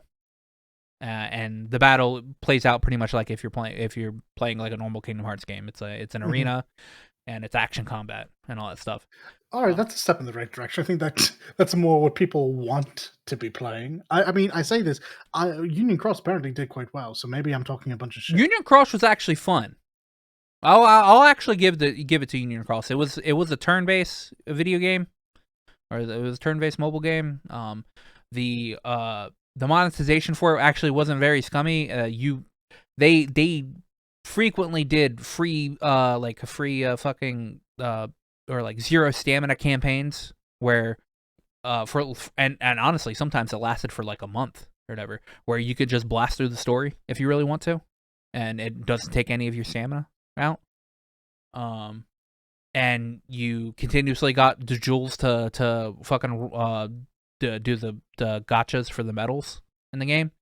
And the story is easy enough that you could get by with pretty much any leveled up medal. So like, I mean, the game. How do I get good enough to be in the Kingdom Hearts 3 section? Yeah. Anyway. I'll see myself. Yeah, for those that don't know, there was a section in Kingdom Hearts 3 where it listed like the top like 100 or whatever players in Union Cross. I laughed, but that is actually a very sweet sentiment. Yeah, that was actually really cool. It does feel like that is probably going to cater to people who just spent a whole bunch of money for it, but you know, a sweet sentiment is a sweet sentiment, and I always like when development teams get to say thank you to their fans in a meaningful way that we can enjoy. Yeah, this game they didn't go into any specifics of like what the gacha element's going to be in this game. It's a mobile game. There's obviously going to be some gacha element, but it looked like the characters were using like it's kind of like medals in Union Cross, but they kind of look like statues. Like they kind of like pulled it out while they were attacking, and like I think some of them, like one of them was like a Sora or whatever. It was like a Sora statue, and he did like an attack that was similar to Sora or whatever. So that's probably what's going to be the gacha element in this game. But I don't expect it to be like super like predatory. Honestly, most Square Enix gacha games have actually not been predatory at all, which is nice. I think Square has gone down the right path when it comes to these games. I think there's way too many iterations of Kingdom Hearts gacha games, but that's not the discussion we're having today. Missing Link takes place after Union Cross, and I think it follows one of the you get to make your own character, obviously, but I think the story itself follows a bit of what happens with Brain when he ends up in the original Scala ad Kylon. Brain being one of the Dandelion Union leaders, who also it hasn't been confirmed, but it's very heavily speculated on that he's actually Ericus's grandfather or great grandfather, one of them two. So I think that's what it is. They showed Brain in the trailer, and this is the original Scala ad Kylon, which Brain ends up going there after the events of Union Cross. He ends up time traveling there, and yeah, I mean, it's another gacha game, or it's another mobile game. There's going to be a closed beta for it sometime this year. I'm tired of Kingdom Hearts having got fucking mobile games. There's at least they've all been in the same fucking like category, where like they've all followed the same storyline, because they had Key, they had Unchained Key, then it turned into Union Cross, then it turned into Dark Road, and now when Dark Road ends, they'll make Missing Link, which is good. I'm assuming is going to be the bridge between the fucking the Key universe, or the Key timeline that bridges it all the way into what we're gonna have now, which is the next announcement. Man, if you'd have told me 15 years ago that I would still be talking about Kingdom Hearts today, I'd have probably shot myself. So the next announcement and the last announcement they had was a trailer for Kingdom Hearts 4.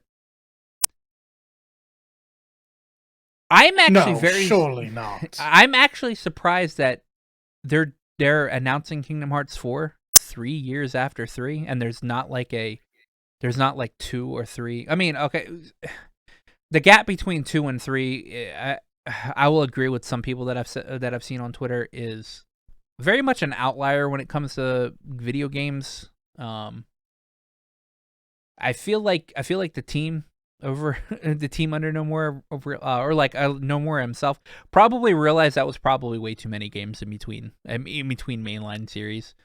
So we're pretty much just directly going from 3 to 4. Wait, hold up. And here's why I'm going to stop you and be really pedantic for a little bit. Mhm. You said mainline series, except all of the games released in between that time. Yeah, and they're still technically mainline games because you cannot play them.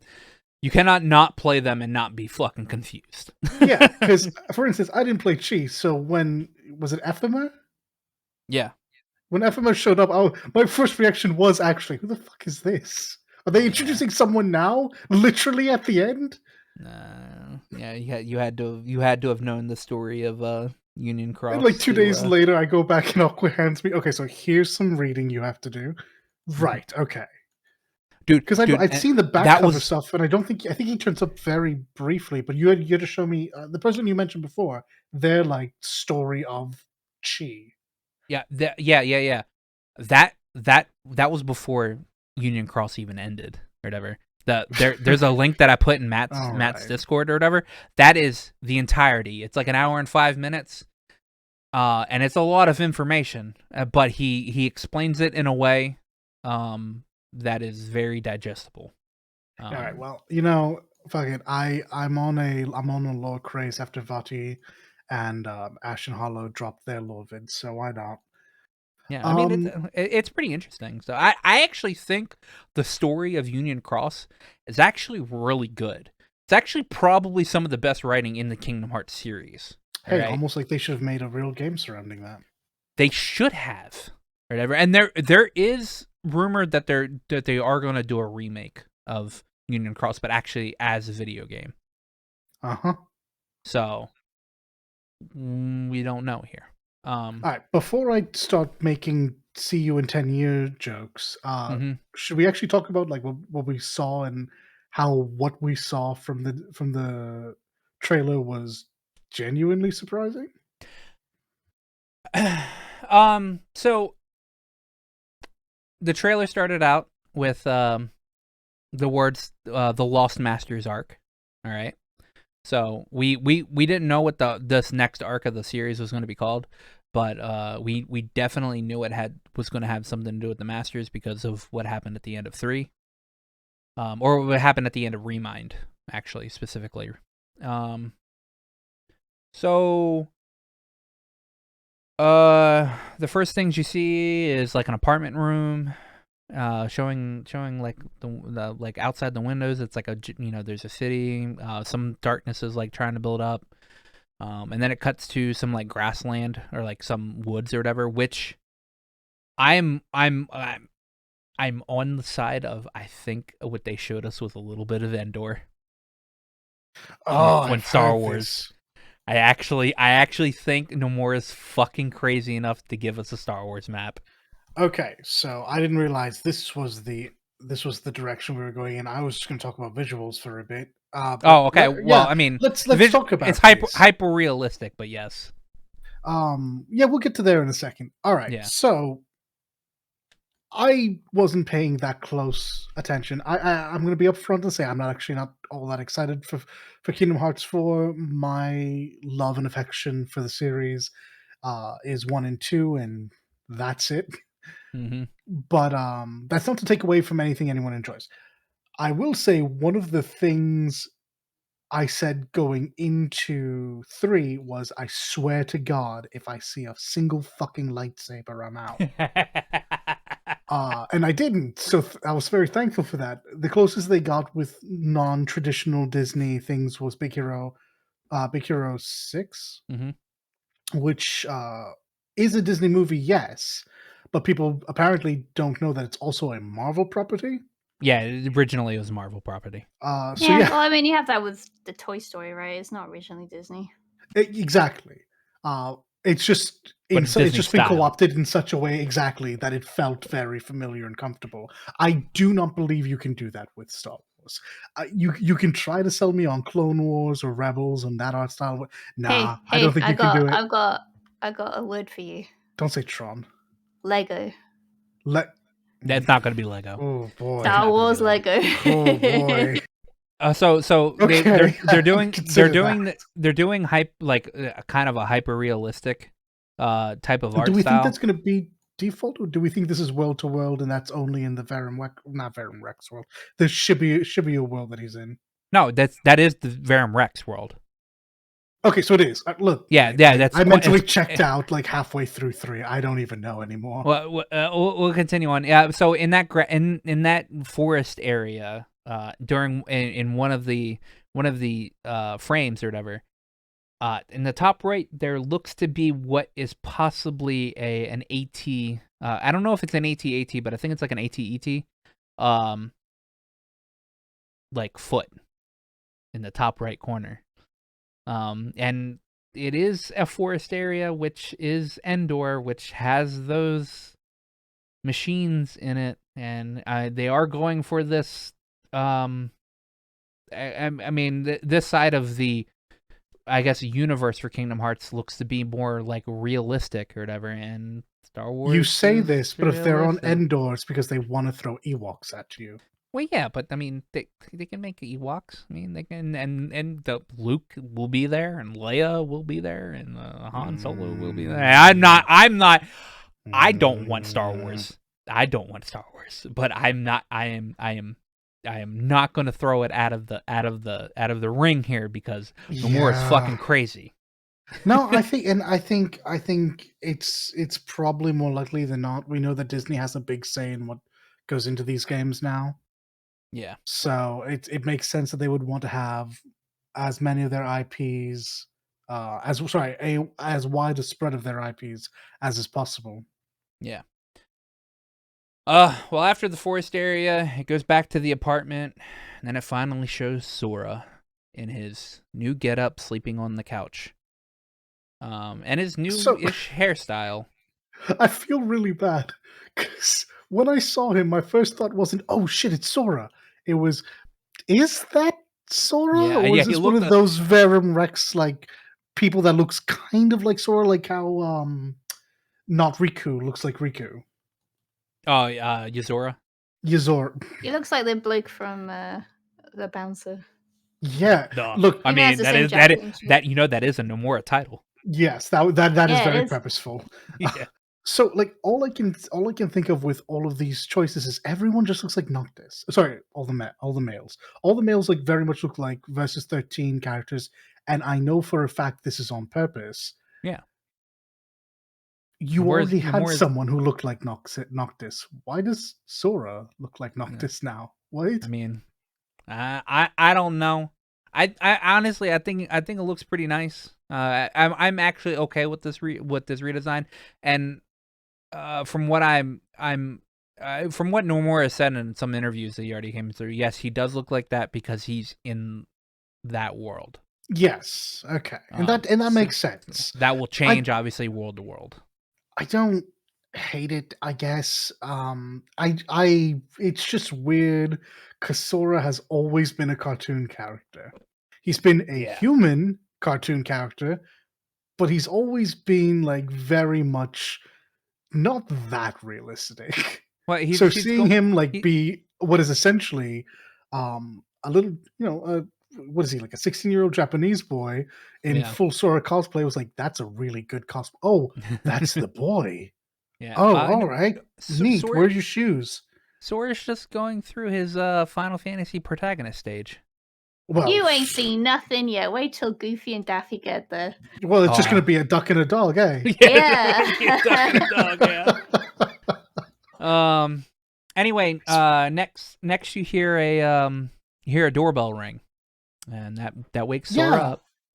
And Reen shows up. That was nice. Yeah, Reen shows up. The 14 representative. And Sora gets up and he answers the door. And lo and behold, honestly, this is actually the biggest surprise of this whole entire thing. All right. As someone who didn't play all of Union Cross or whatever, but knew of this character in general, I did not expect her to actually come back. Okay, hold on. You've gotten ahead of us. Mm-hmm. Maybe you haven't gotten ahead of Lee, but you certainly got ahead of me. Is this a character that we were supposed to know? Yeah, if you played Union Cross. Who is she? I just jokingly immediately said, "Oh, 14's representative. It's Reed." Oh, believe me, you're gonna laugh as soon as I say her name. Her name is Strelitzia. I've heard you talk about this character. Okay. Yeah. I thought she died. Oh, yeah, I thought she died too. We all thought she died. Okay. Fair enough. Her name is Strelitzia. She is a character in Union Cross. She's actually supposed to be a dandelion leader, but and I'm about to quickly go through some Union Cross lore. One of the 13 darknesses from back then invaded Ventus. By the way, Ventus is actually from the Union Cross era. And murdered her. Oh, brutal. And forced Ventus to take her spot as a Union leader. The only thing... I'm not going to say I'm surprised that she's back, because she did have I think somebody kept a data version of her. Which we all know that data versions can actually become real versions because we all played Kingdom Hearts 3, and yeah, I mean that's what happens. When you die in the Kingdom Hearts world, do you just get to become a real boy or girl? Is that the implication here? Like both Sora and Strelitzia have died, and they just come back in Tokyo. I guess she comes in, she explains that it's been 7 days since Sora showed up in the in this world, and if the fight with Yuzora in Remind is actually canon, this happens after that, and he's knocked out. He's knocked out for 7 days because Yuzora kicks his ass, and knocks him out. Even if you win, you lose. Yeah, even if you win, you lose. Yeah, but even if you lose, you really lose, because I think Yuzora datafies you, like turns you into fucking data if you lose. But if you win, he just knocks you out anyway.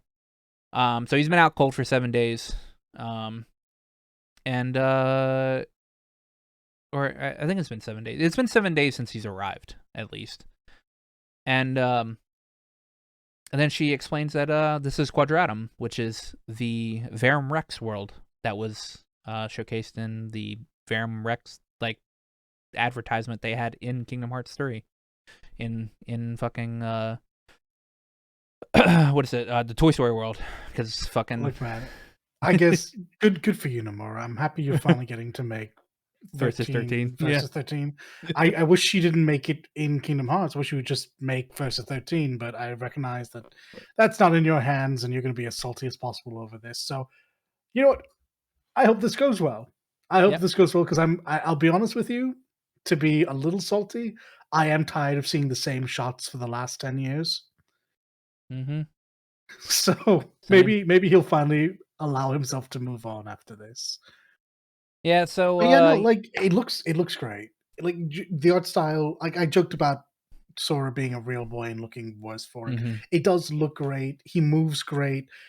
If that's actual gameplay, I'm stunned, because that looked like an FMV with the in-game HUD on it. Yeah, I'm pretty sure they're usually not very normal, normal publishers are, or developers are, when it comes to gameplay and showing gameplay, and it's not actual gameplay. They tend to be pretty good. Like things that they say is gameplay is usually what the gameplay looks like. It's true, and I said the same thing about both 2.8 and 3, because they just looked so much better than the games that came before them. Yeah. She explains this is Quadratum. It's she says it's for people living here, it's it's a world full of life, but to her and him, to her like her and Sora, this is pretty much an afterworld or like an afterlife. So like, I guess if you do die in the Kingdom Hearts world, you get taken to this world. I mean, depending on who you. That I didn't actually hear that. I was just joking. I think it's depending on who you are. Because I don't think like fucking Joe. Well, Schmo, yeah. like, I mean, obviously only pro tags. Yeah, only pro tags. So that happens, and you see this darkness ball form that turns into what looks to be the most badass looking Neo dark That side is the best ever. dark side that we've seen. Yeah. Yeah. And then all the people in the streets are like fucking freaking out because there's a gigantic fucking dark side. Sora runs up, does some fucking flow motion parkour around a lamppost, then whips his fucking like keychain as like a grappling hook type thing, runs up a wall, slides through some fucking piece of building that's being thrown at him, I guess. Does some, I guess, fucking QTE command to block a punch, and then throws a drill at him or whatever. And then you hear somebody else talk. Which I'm assuming is the Master of Masters.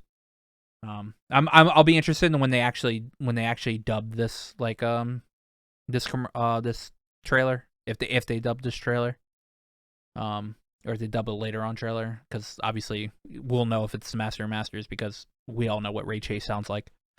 Yeah, I recognize it's just their go-to now, but I saw the coats, and my initial thought was I thought we were finished with this. No. But I do have to remember that this originally didn't signify the organization. This was just a way to hide who someone was. No, actually, you're going to go back to not to back cover where this was literally what the Master of Master was wearing. Well, so the reason why he's wearing that or whatever is because those coats specifically guard you against darkness. So that's why everybody wears it. The only person that didn't need to wear it was Xehanort himself, or whatever, because he was already infused with darkness, so he didn't need to be protected by darkness. Right. So everybody else, what helped them be able to traverse the corridors of darkness. That's why young Xehanort, when approached by the Master of Masters, he gets approached by the Master Masters, and he gives him one of those coats, and he goes, "Hey, this will help you traverse the corridors of darkness, and you can go on your journey and all that shit." Anyway, there is two guys in coats standing on top of the building that's right next to the dark side, and he says, you can try leaving this world, but and go to any other world, but don't be surprised when you don't go to your world, or you don't go back where you came from. And then, it says Kingdom Hearts 4. And then fucking Donald and Goofy are walking what is assumably the underworld because fucking Hades, lights up behind him and they get all scared. And they're like, what are you doing down here? He's like, what are you guys doing down here? And then it ends. Oh. All right, so all memes aside, how long do you think it'll take for this game to come out? About 10 years. No, okay, so I specifically said all memes aside. No, I have to imagine if they're willing to do it after 3, it's got to be like 2.5, 3 years out max, right? So yeah, I mean, like you said, there wasn't any side games on console anyway. True. So maybe they've actually been focusing on it this time. They have 4 teams now. I assume this has been in work since they wrapped. I imagine they got no downtime from 3 to 4. Yeah. I think they have 4 teams now. They have the Osaka team, which is the main team, just the team that's doing this game. All right, this is the Osaka team's game. Then they have 3 other teams. All right. One of those is obviously the mobile game team, or the new mobile game team. And I think the other ones were work. I think the other one was working on that Dark Road finale. All right, and I think the last one is working on the Union Cross remake. So they have a bunch of different departments, and from what they've stated, and this was like 2 years ago or whatever, this Kingdom Hearts 4 or whatever, started development like 2 years ago. So that's like a year after Remind comes out. So I assume they probably had a small. I was going off of the DLC and not the actual base game. Yeah, because the game came out in 2019, and then Remind came out a year later. So, I think this game's already has a good 2 years of development on it. Which means if they learned anything from using Unreal Engine from Kingdom Hearts 3, I want to say, and I hope this game only has another 2 years of development on it. So I'm pushing for maybe a 2024 release. Pushing maybe like end of 2023. But I think that's pushing it too much. That being said, the trailer itself was made in Unreal Engine 4.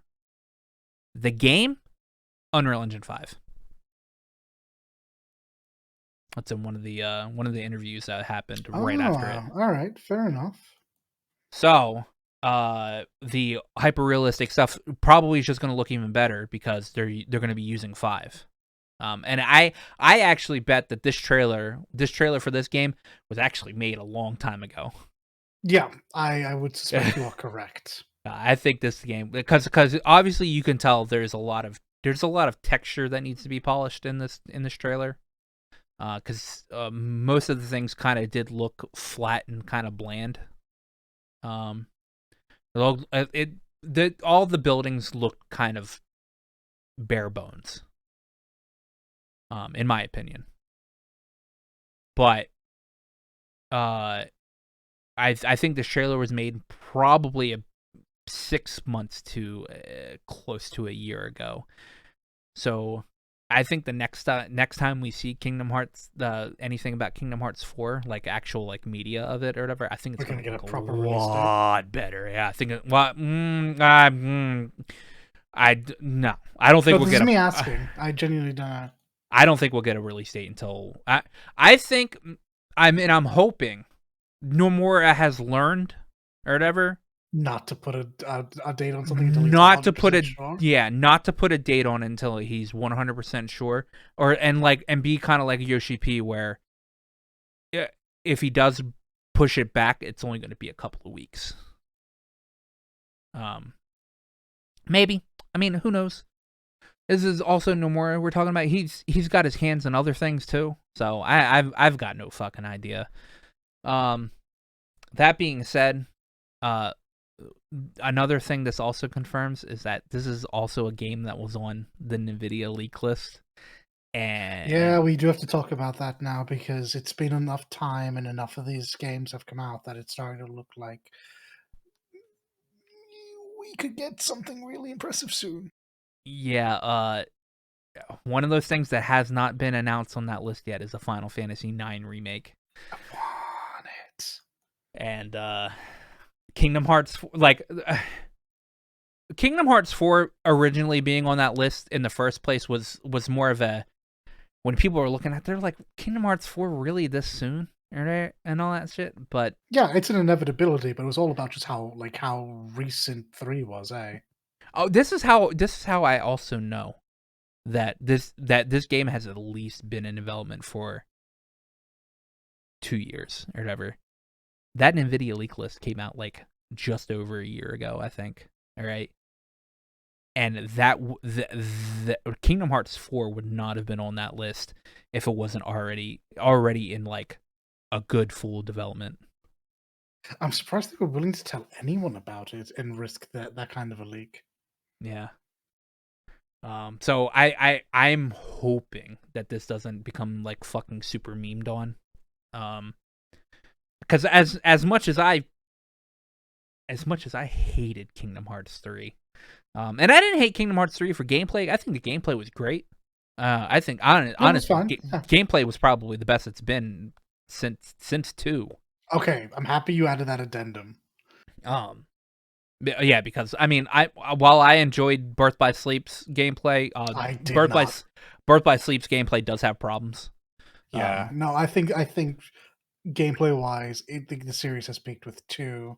Not that 3 is awful. 3 is like directly on its heels, but Yeah, I still think 2 is better. There's still something about 3 that 3 had too I don't much know. bloat. 3 had too much Yeah, bloat. probably. Like there's something 'cause- about 2 that's just so perfect, and I have my nostalgia specs on. Mhm. I still think 1 is better, but I will recognize that is a bad take on my part. Like 3 had like had the attraction, it had flow motion, I really it didn't like had the had attractions. had keyblade transformations, it had way too much stuff in it, and way too. And I hope that they scale that back and forth, because I mean, please take out attractions. We don't need attractions. Attractions don't need to be in there. I think keyblades don't necessarily need to be able to turn into a billion different things. I think honestly, keyblades just being different design keys was really neat. They were Yeah, collectible items. They were just nice to have. Granted, I and say different, this, and my they favorite had different keyblade. stats. They had different stats. My favorite keyblade actually is the one you get from Pirates.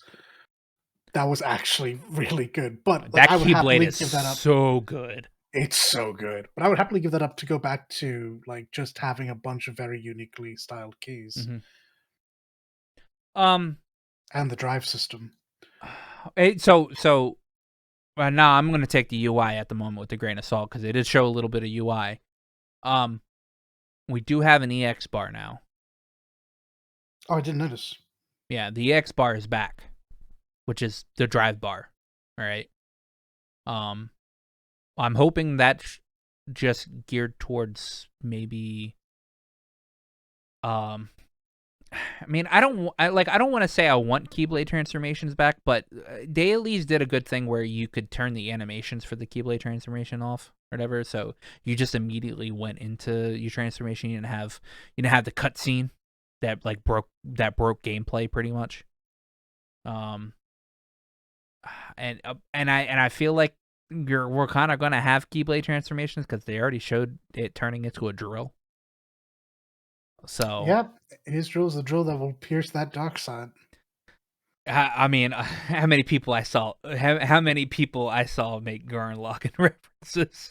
I mean, look, you can't do a giant drill and not have that happen now.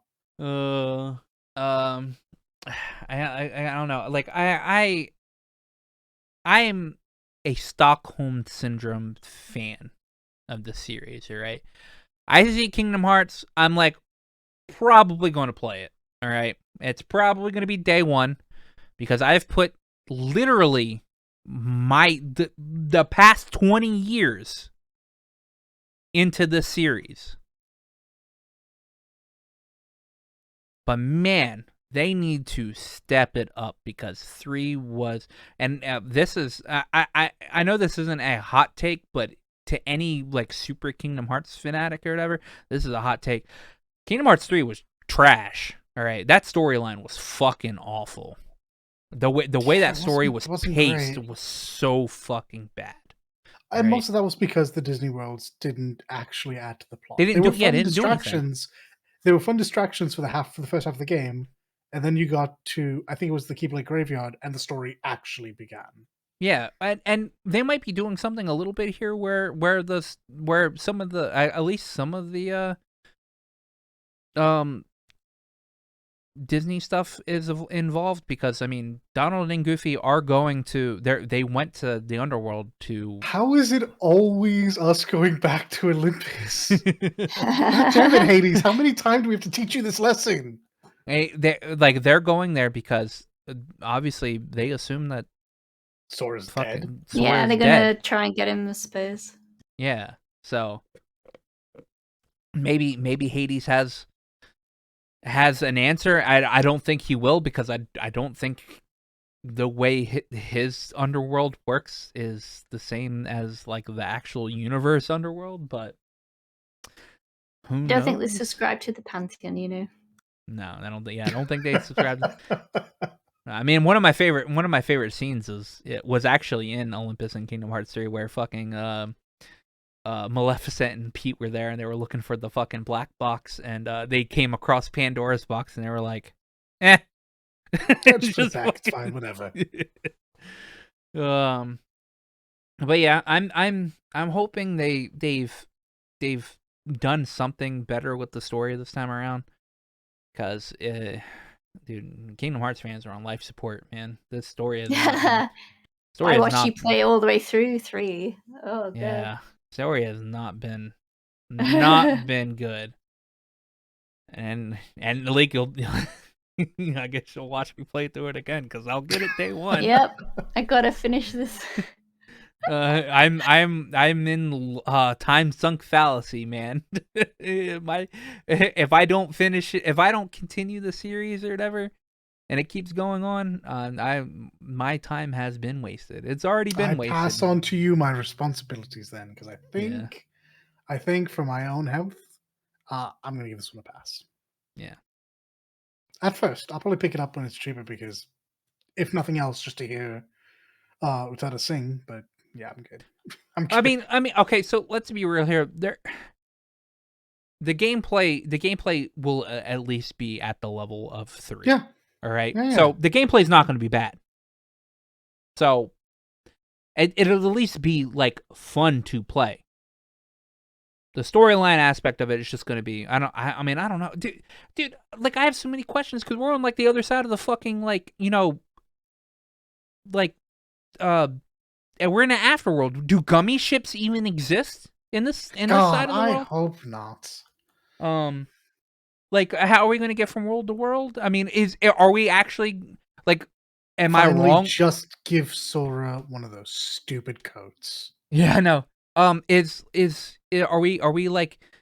we actually not going to go to Endor? Is that actually not Endor, and that's just another part of like of Quadratum that has just like a forest area? Is Quadratum actually just going to be like an open world? No, he's actually just gonna go to Disney Tokyo. I'm just gonna God. Yes. Disney Tokyo to replace There's also Disney Sea, and they're gonna make Sora as well, aren't they? Freaking Disney Air, whatever it is. So I actually hate that they made this Quadratum that they made Verum Rex in the Quadratum world or whatever, and not just made Verum Rex as actual Shibuya or whatever, because this kind of doesn't allow Tui to be in there. Well, yeah, I was about to say, if they made it Shibuya, wouldn't that just be the Tui world? Yeah, I know. That's what I'm saying. I'm saying that I'm disappointed that they didn't kind of go Aqua. What? We didn't meet sales expectations. Yeah, well, clearly, it's not actually popular. Well, I mean, then why put it in fucking Dream Drop distance? Okay, like no, look, that's absolutely me just talking shit. Like, I don't know why they wouldn't want to bring in as many. I think this goes back. I genuinely believe this goes back to Nomura's take, and I used to think he was just saying this to cover for the company, but now I'm not so sure that he doesn't think we want those characters. I mean, it's fair. I mean, he might think that. I don't actually mind. I don't know those characters very much, because I don't play The World Ends With You. But like, they didn't make Dream Drop Distance any worse than it was. So my point when I say that is the same point that I made in 3, and I've always made about this. Contrary to what Square or what Disney asks of Square, Kingdom Hearts is not a Disney game. Kingdom Hearts is a Square and Disney collaboration. Yeah. The Square characters also need to show that's half of your fan base. Yeah. Or at least it's half of what you sold your fan base on.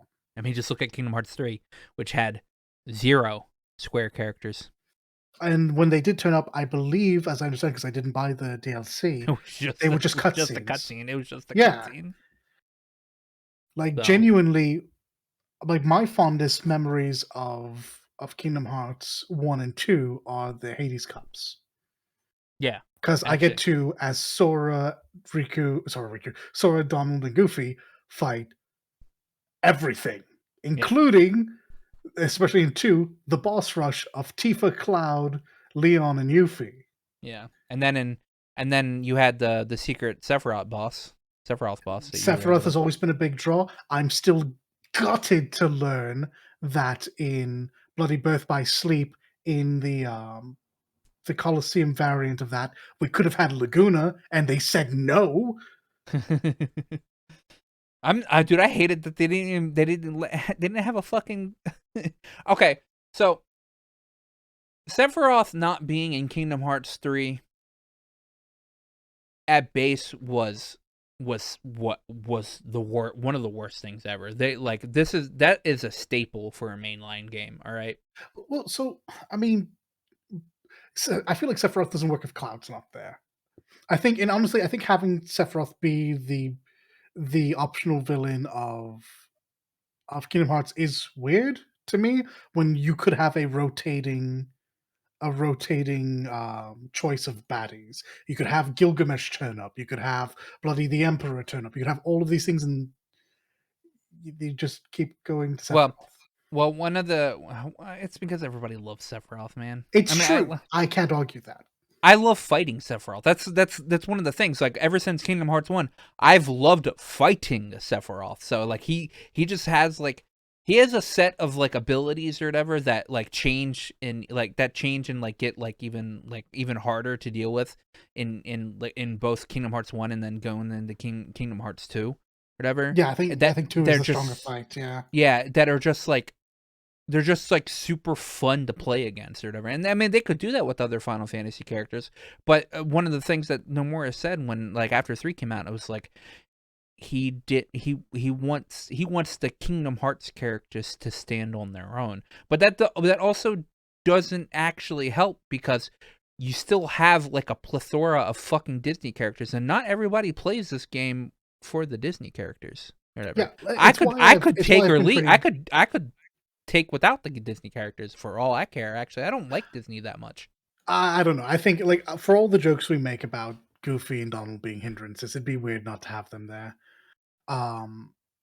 Though I could absolutely go without another Let It Go situation. I never want to see a 1-for-1 full scene of a Disney movie in a game like that.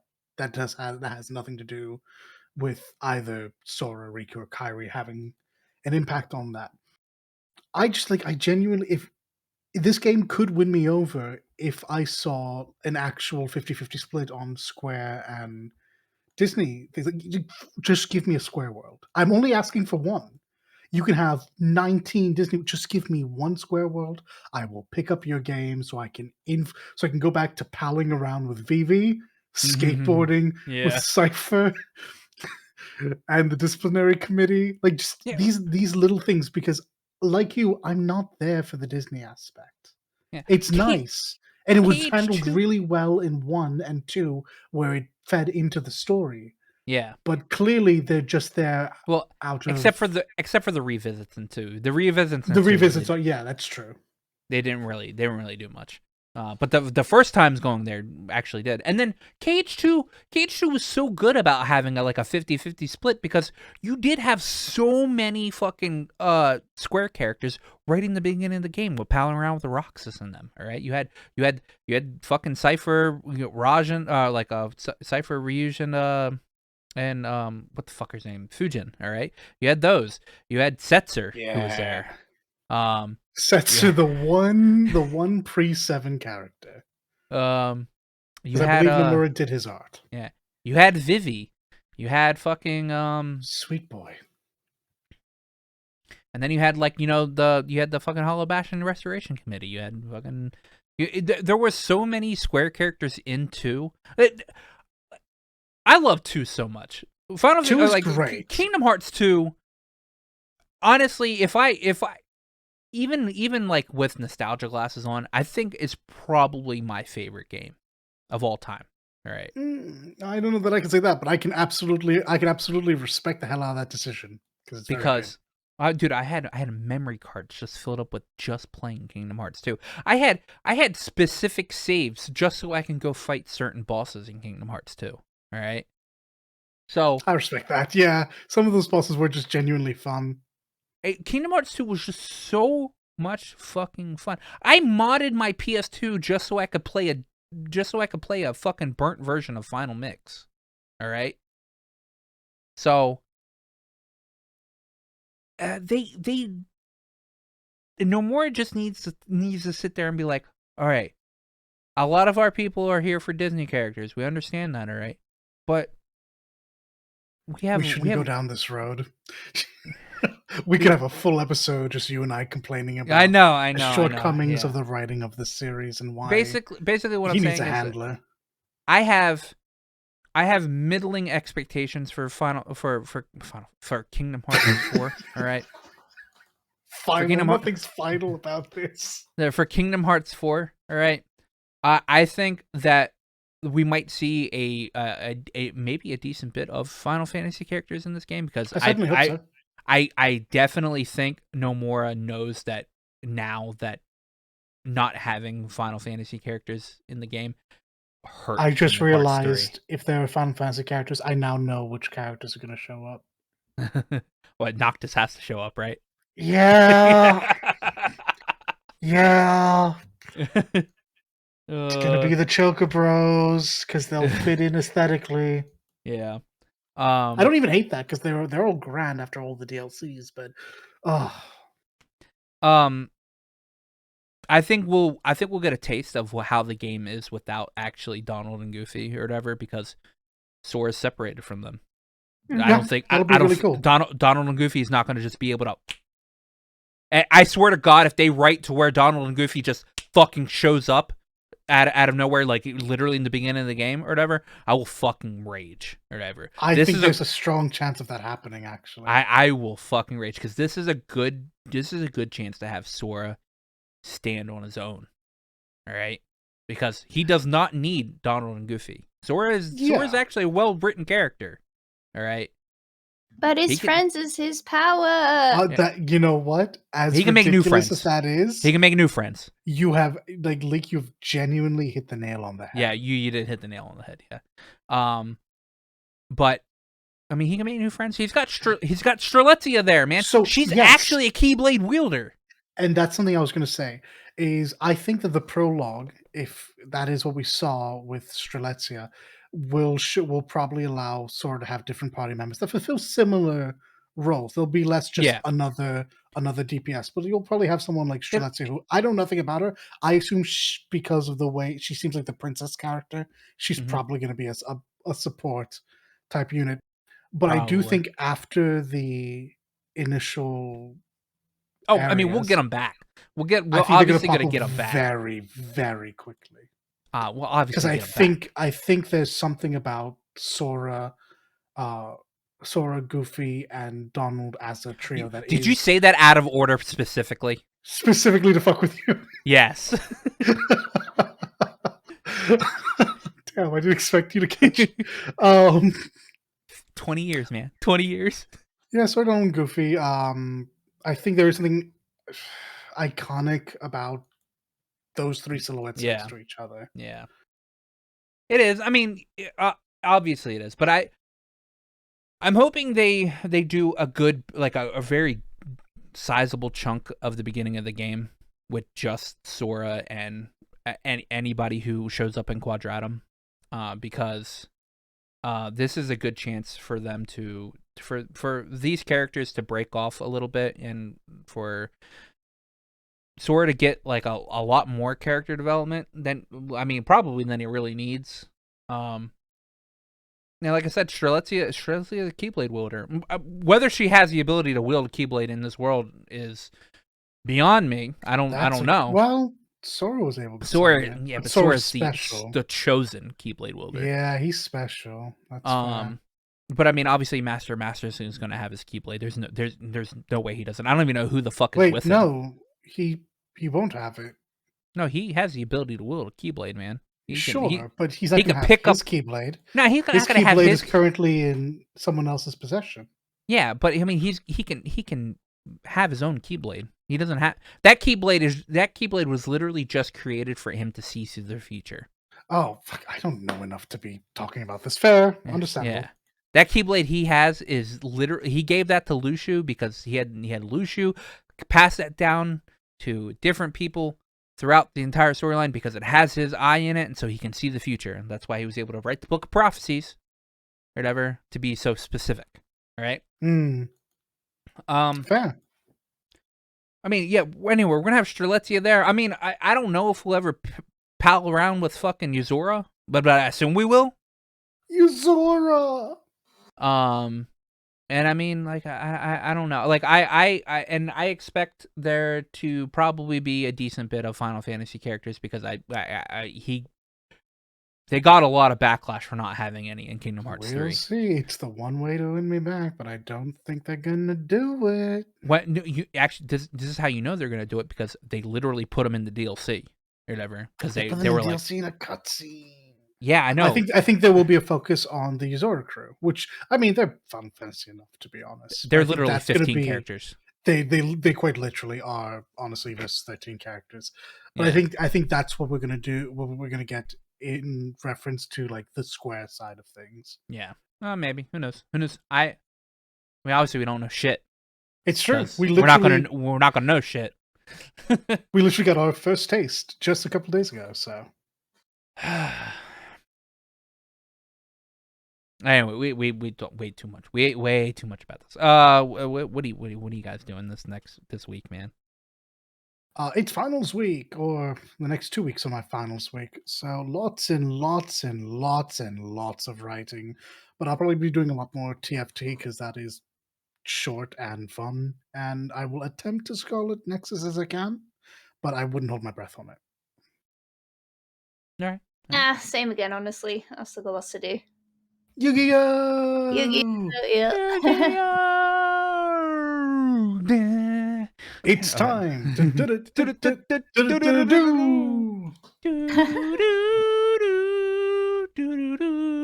Okay. I actually like that opening. Let's be real here. Yeah, it's great. Anyway, I've got Kuranoki Seki with the translation overlay to play. I've got 13 Sentinels Aegis Rim to play. 2 games that have really good stories, and that I'm looking forward to getting through that. In about 4 hours, patch 6.1 in Final Fantasy 14 drops. It's gonna be big. We got have to miss the first week of it. It's killing me. We got Myths of the Realm. We got the new MSQ. We got the spoiler fucking extreme trial. We got what else we getting? We got Hildebrand coming in some point in time. We've got lots of PvP changes. Lots of new PvP. Huge overhaul to the system. Yeah, we got Ultima Unreal, right? So right. if you wanna, yeah. If you want to do good old Realm Reborn Ultima, but like at level 90, that's gonna be great. And then in 2 weeks we got fucking Dragon Song Reprisal Ultimate. God, I look forward to hearing people's reactions to progging that. Yeah, I can't wait to watch it. I can't wait to load up fucking Frosty stream and just be like, all right, show me the stuff while refreshing Twitter. The salt. Yeah, while refreshing Twitter to see what fucking Cleese fucking tweets out because he's the 9th man for TPS. Yeah, that's what I'm gonna be doing. I don't know if I'll get into anything else this week. Who knows with me? Next week when we go over what we did this week. I might play Kingdom Hearts. I will not be playing Kingdom Hearts, but that's just showing what the possibilities that I could fucking do this week. Anyway, but if you got this far, 2 hours and 13 minutes into this fucking podcast, because we took like fucking 30 minutes to talk about Kingdom Hearts, please hit like and subscribe and all that jazz. We really appreciate it, and we will see you guys next week. Love faces, be good. Bye bye. Before you go, remember to like, comment, and sub to us. Not only does it help out the channel and let us know what you're into, but it also makes you 100% cooler than everybody else. I checked with Aqua. It's definitely true.